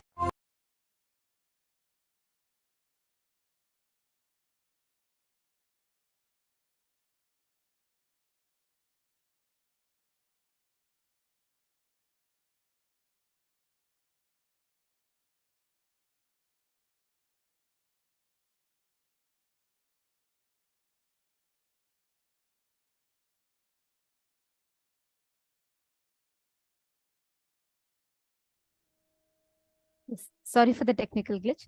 This exact technique that Swamiji revealed to all of us, when we manifest it right now, like all of us can experience that breakthrough. Can I request every one of you to please bring a calendar? This is a very, very powerful process where you are going to consciously plant your future. Can I request every one of you here, please bring a calendar, and you all can place it in a way that it's visible in the camera. Ma Joyce, Ma Lucy. Yes, please place it in a way it's visible in the camera. Ma Veronique, Ma Jin Wong, Ma April McKay, Nithyananda Ma Melvi, Ma Chinmaya, Ma Karen, Ma Xin Yuan, Ma Tilgavati. I request every one of you to bring a calendar, place it in such a way that it's in front of the camera. Now we are going to be doing the exact process that Swamiji revealed to consciously create our future, to consciously manifest our future the way we want. And the way we are going to do it is very simple. We're all going to be now writing any date. You can pick up any date that you want in the calendar. For example, you can say, okay, by August 16th, 2023, I want to manifest 20 more staffs in my business. Or I want to manifest this project to be completely sealed and it should be $1 million project. Write with date, write it as precisely as possible. Do not write generic. Don't say, okay, I want to become a millionaire. No. Write something that you visualize, that you can precisely see. Even if you're writing you want to be a millionaire, write how. You want to win a lottery or you want to manifest a job, write the consciously write what is the reality you want to manifest by what date. You can pick any date that you want and you're going to write it down. Ma'am, Mansi, you're asking if your electronic calendar is okay. Preferably not. Like Swamiji said, to get a physical one and for us to write it. And each of these steps, even if you have this plain paper, you can create your own calendar. Even that is also okay. So you can create your own calendar and with that you can do that fine. But like it should be a physical one, and on that you should be like writing the exact thing you want to manifest by that certain date and what exactly you want to manifest. You can be in detail, and on that you should be keeping the Atmalinga or the coconut and moving it. So preferably not on the electronic, because electronic one, it's a different level of power. To manifest it electronically, like on the silicon device, the power itself is completely different for it. So we recommend you to use the physical one, even if you have a sheet of paper, have that, and on that you can write down the dates. One, you're all going to be having a calendar in front of you. Step number 2, you are going to be picking any date that you want, and you're going to be deciding what you want to manifest by that date. And you're going to be writing down. Most important part in step number 2 is that you have to be as detailed as possible when you write down. Do not just write down like randomly. Write it down in very detailed way. Like for example, even if you're saying you want to manifest wealth, what as what is the way that you're visualizing through which you want to manifest wealth, or you want to manifest, you want to manifest a relationship. Write everything down as detailed as possible. That is step number 2. Step number 3, you're all going to be writing consciously. So you're going to be consciously visualizing you manifesting that reality. And step number 4, any obstacles that there is, consciously keep dropping it in your inner space. Right? So for example, the moment you place your coconut in front of you in the calendar, you're writing, you have put down the obstacles clearly, whatever you have, whatever you're stuck with. And now you need to consciously visualize and create your reality. So as you are writing down whatever obstacles are coming, pen them down, put them down clearly. After that, you will see automatically as you drop each of that and complete with those obstacles, the coconut will start rolling. And Swamiji, like Swamiji said, the Atmalinga will be even more easier. Have the Atmalinga kept in front of you, and you can consciously decide, declare, and just move the Atmalinga. You will see automatically that the Atmalinga will start moving on the calendar. The moment your Atmalinga starts moving, that means you have started manifesting. So I request everyone to please do it. Please put the calendar. Ma Chingho was talking about her cat. Ma Chingho, actually, you can get your cat also to sit in the initiation. You're saying your cat is also sitting and typing messages on your laptop. You can get your cat for the initiation. And I think your cat is also too excited and wants to have the initiation. Swamiji actually says, Ma, in Kailasa, we, like Swamiji says, everyone is Paramashiva, right? Because every single being is Paramashiva, embodiment of pure consciousness. So every single being is worshipped. Every single being has the equal right. That's why in Kailasa, Swamiji initiates, whether it's a small plant or an animal, everyone, Swamiji initiates everyone. And of course, like Swamiji says, it's not there in Kailasa, there is no discrimination, not just between human beings, but between any living beings. So you can get your cat also for the initiation.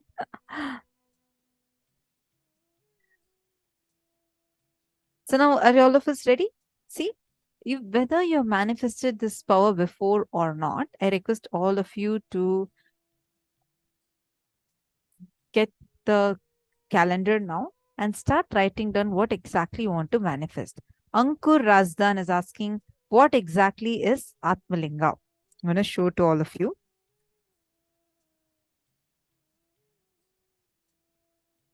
So you all can see this is the Atmalinga.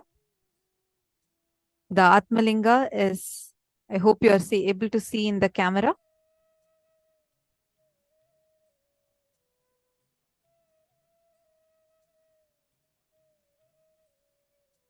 You're able to see, Ma? I'll just show to all of you. So this is the Atmalinga. Now, you all can see that this Atmalinga that all of you are seeing, here is a Shri Chakra, right? Like you're able to see the Shri Chakra drawn. And this is called as a Shri Yantreshwara Linga.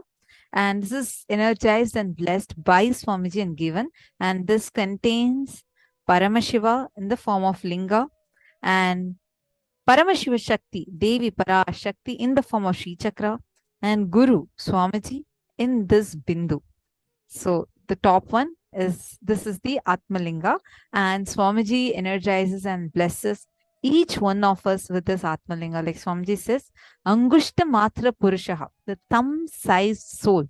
This is what all of us carry in us. That is that consciousness. We call it as Atma, Rama, Atman, anything. So that is that thumb-sized soul. This is a representation of the thumb-sized soul and the representation of the entire cosmos. And so powerful, because like the moment you want something, like you can just talk to your Atmalinga, and we'll have a very special initiation with the Atmalinga during the Vishesha Diksha. And Atmalinga is literally like you having a pocket version of Paramashiva with yourself. It is where one form where Guru, Linga, and Guru, Devi, Paramashiva Shakti, and Paramashiva, all of them are in one form. So you worshipping Atmalinga once is equivalent to worshipping Devi Parashakti and Paramashiva as Linga and Guru as the Bindu in that. So Atmalinga is a very, very powerful tool, ma. Right now, you all can manifest. If you don't have Atmalinga, don't worry. You can just keep a coconut and And manifest. if you don't have a coconut, yes, you can use a fruit. Thing is, the fruit takes like many times people feel like the fruit takes a lot more time to manifest with it. That's all. Otherwise, you can manifest with any object. And coconut is easier, and Atmalinga is the easiest. So you can just keep your Atmalinga or the coconut on the calendar, and you could move it. And if you have not received the initiation before, don't worry. Today, while the darshan is happening, Swamiji will be initiating us and awakening our third eye.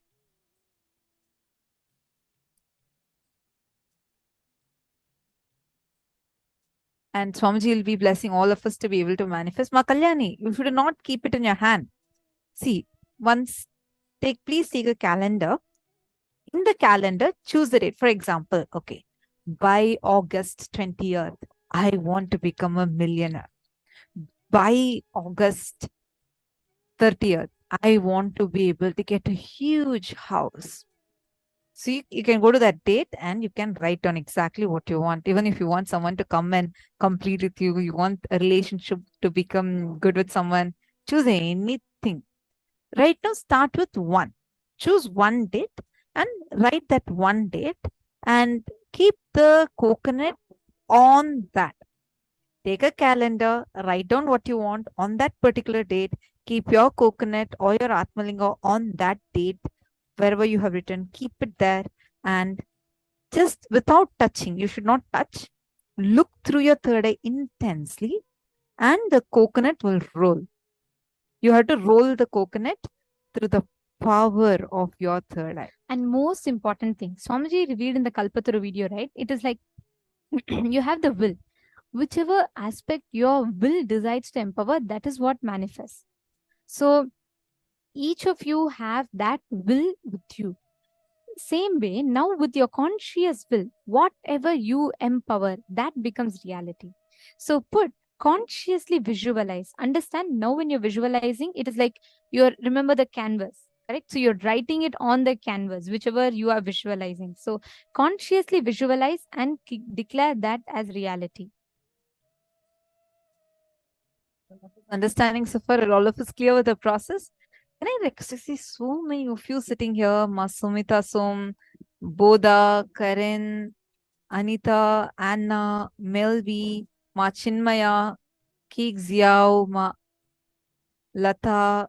So many of you here. Can I request all of you to please come on camera? Nithyanandam, Krista Galactica, Mary Long, Nayana Patel, Adela, Matilagavati, Deepika Praveen, Chandra Malay Swami, Ma Amrita Vandini. Can I request everyone, please come on camera now? Nithyanandama Mary Long, thank you so much for turning on your camera. Nice to see you. Nithyanandama Krista, Karen Nithyanandam, Melvi Nithyanandam, Ma Lata Nithyanandam. So lovely to see all of you. And Malita Sege, I wanted to tell you also, I saw your message. Don't worry about your health. Just sit. Understand, this is an ecosystem. The energy of this group is such that just that intense experience, the way Swamiji is radiating intensely, will automatically bring healing to your system. So don't worry. You just relax and sit back and do as much as you can. You don't need to force yourself through all. But as much as you can, just be relaxed and be here. Automatically, the healing will happen. Actually, when we manifest this power, you all can keep manifesting this power. I just wanted to share. First time when Swamiji had initiated us into this power manifestation, right? This was in 2000 and 16 in the courtyard, with Swamiji's courtyard. We all got the initiation. And it was like a very special initiation. Swamiji had initiated all the kids. And like the kids were manifesting it in a crazy way. Like there was one kid who will just look at the coconut and smile. And as she moves her face, the coconut used to like move along with her. And literally, like as if we all have played with these magnetic toys, right? Like you have two magnetic toys, and then as you move one closer, the other one keeps moving in whichever direction you want. Literally like that. And first, as soon as Swamiji initiated and the Balasans are all manifesting, I had a strong fear. I didn't attempt actually. I thought, like, what if I attempt and I don't manifest? What to do? So many kids are manifesting. This is one kid. I think she also was manifesting. She just went to the tree and like the coconut tree and made a coconut fall from the tree, and like just manifesting it in crazy way, just through third eye, like no touching the coconut. And there was another person for each one. They had another part. The other partner was holding the coconut in their palms. This is the very first time the power came. Like Swamiji had initiated us into the power for the very first time. And everybody were manifesting in a crazy way. And I was like, oh my God, will I be able to do it like this? And the thing of, okay, I want to get the result, I have to also manifest, gave me a strong fear saying that what if I am not able to? So I hesitated, and then I tried once. For a few seconds, I tried and then decided, okay, see, it's not moving for me. I'm just giving up. I didn't attempt at all. And 1 week passed and all the kids were manifesting. Then Swamiji started initiating more kids that were not in Gurukul, but like who were coming for the program. Swamiji started initiating them. Swamiji initiated a lot of program participants. Everybody were manifesting. I had such a strong self-doubt in me. I thought like, this may not come for me. And we were having a program, the Nithyanandam program that was happening. It's a 10-day program where like all the kids from all across the globe come and gather, and we conduct a free 10-day workshop for them. The kids also receive the initiation, and there's like children starting from the age of 7 all the way up to 18. All types of ages were there.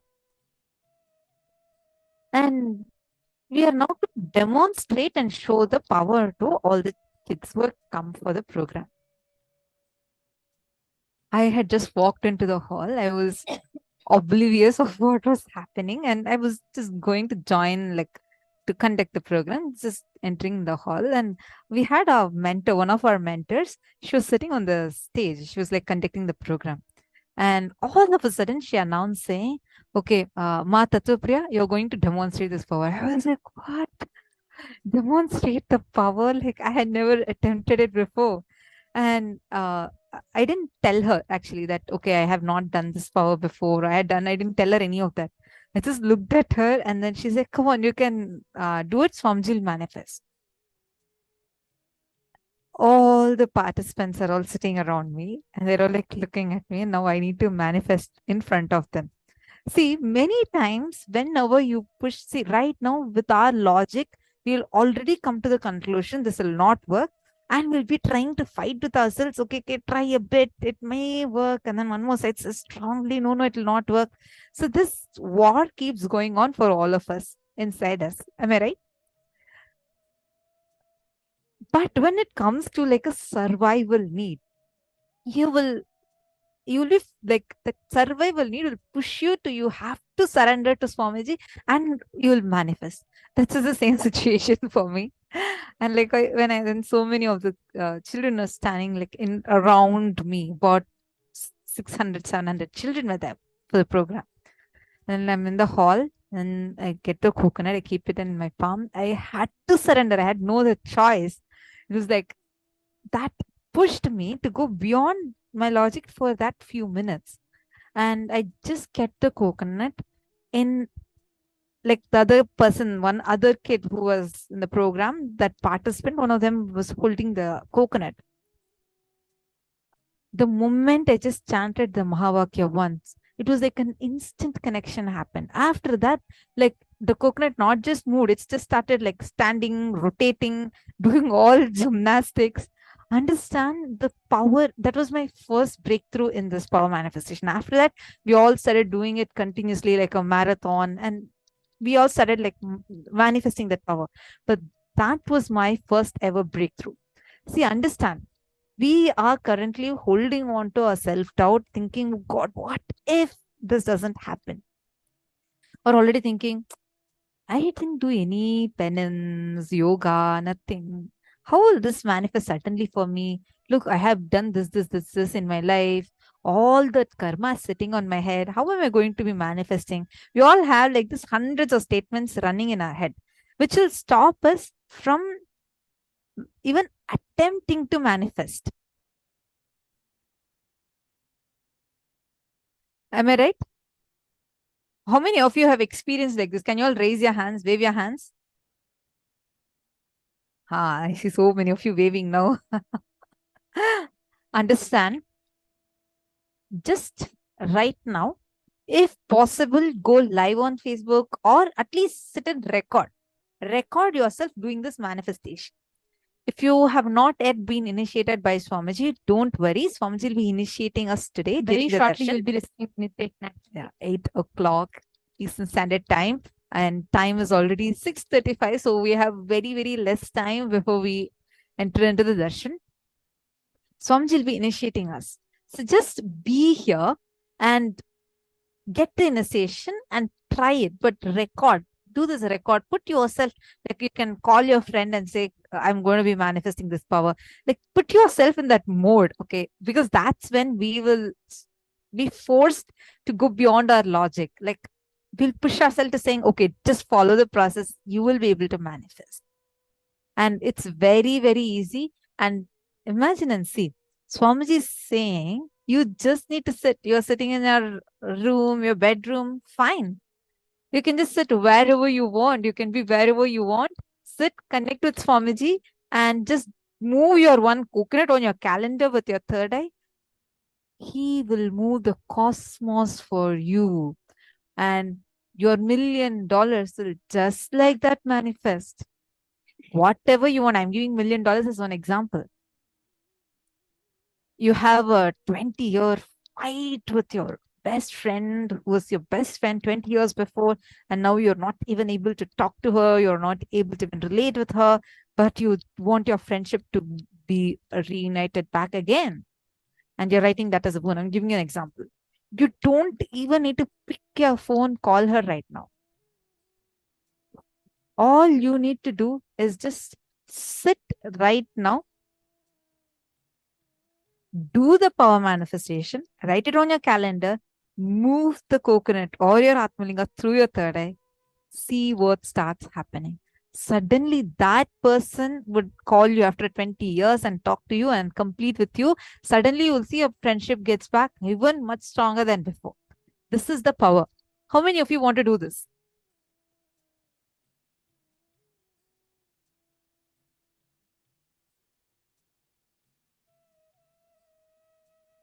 Great. Wonderful.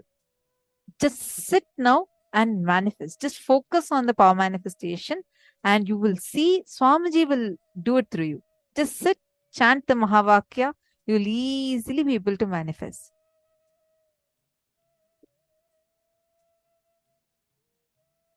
Actually, when you all just sit with the declaration, the power of your will, when your will integrates with the cosmic will, which is powerful with Swamiji's will, it will just immediately have an impact in the matter in front of you. Ma Chetana, when you sit with the declaration, it is, see, your will is like 100 watts. Imagine that connecting with Swamiji's will, which is like 10,000 volts, I should say. And when that connects, the matter in front of you is just nothing. See, when you start moving that matter, your consciousness in you, the inner space in you will know, hey, if I can move a coconut in front of me, why not the loan that I'm stuck with for so long? If I can move the loan that I'm stuck with for so long, why not the relationship that I want to have a breakthrough in? In every facet of your life, you will be able to start having that experience, that breakthrough. Shraddha Rupa. Actually, is Arunachala your kid also with you? If sleeping, don't worry, don't need to disturb. But whenever you're doing your power manifestation and all, just have your kid with you on your lap and just manifest. You'll see so beautifully. The kid will also start manifesting powers more and more. And it will also help you entangle. It will be like a very beautiful virtuous circle. Okay, great. So now, please sit and continue the manifestation. I request everyone. We're going to be playing Mahavakya. Ma Susan, I see you have placed a big coconut on the calendar. See, if you want, you can actually remove your specs whenever you're power manifesting. Your third eye does not need specs. So you can remove your specs. Through all three eyes, intensely look at the coconut.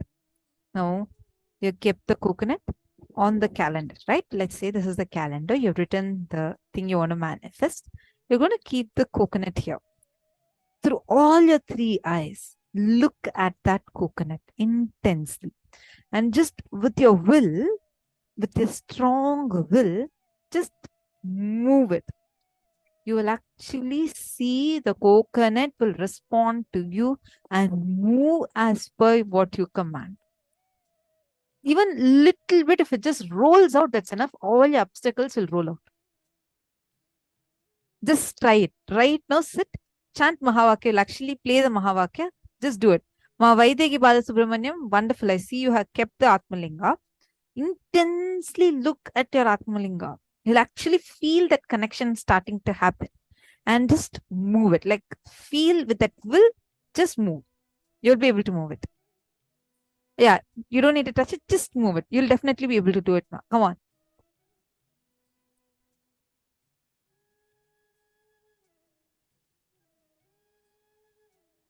Nithyananda Manasi, nice to see you. Are you also doing the power manifestation?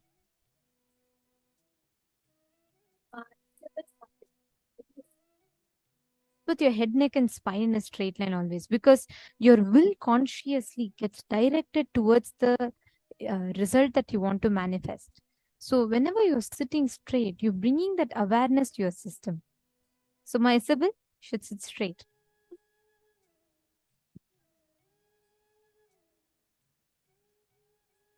Create that will consciously.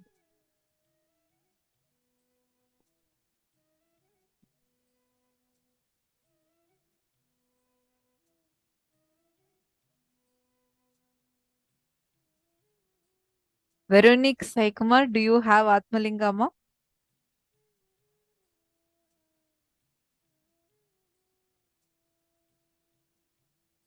Wonderful. Ma Sophia, sit straight, chant the Mahavakya and visualize it. See, it's very important that you visualize. Visualize what you want to manifest continuously. You want to manifest the job, or you want to manifest the relationship. You want your friend to call you and you want to talk to her. Anything you want, just visualize as if that has already happened and do the process. Paramashivoham. Om Nithyananda Paramashivoham. Om Nithyananda Paramashivoham.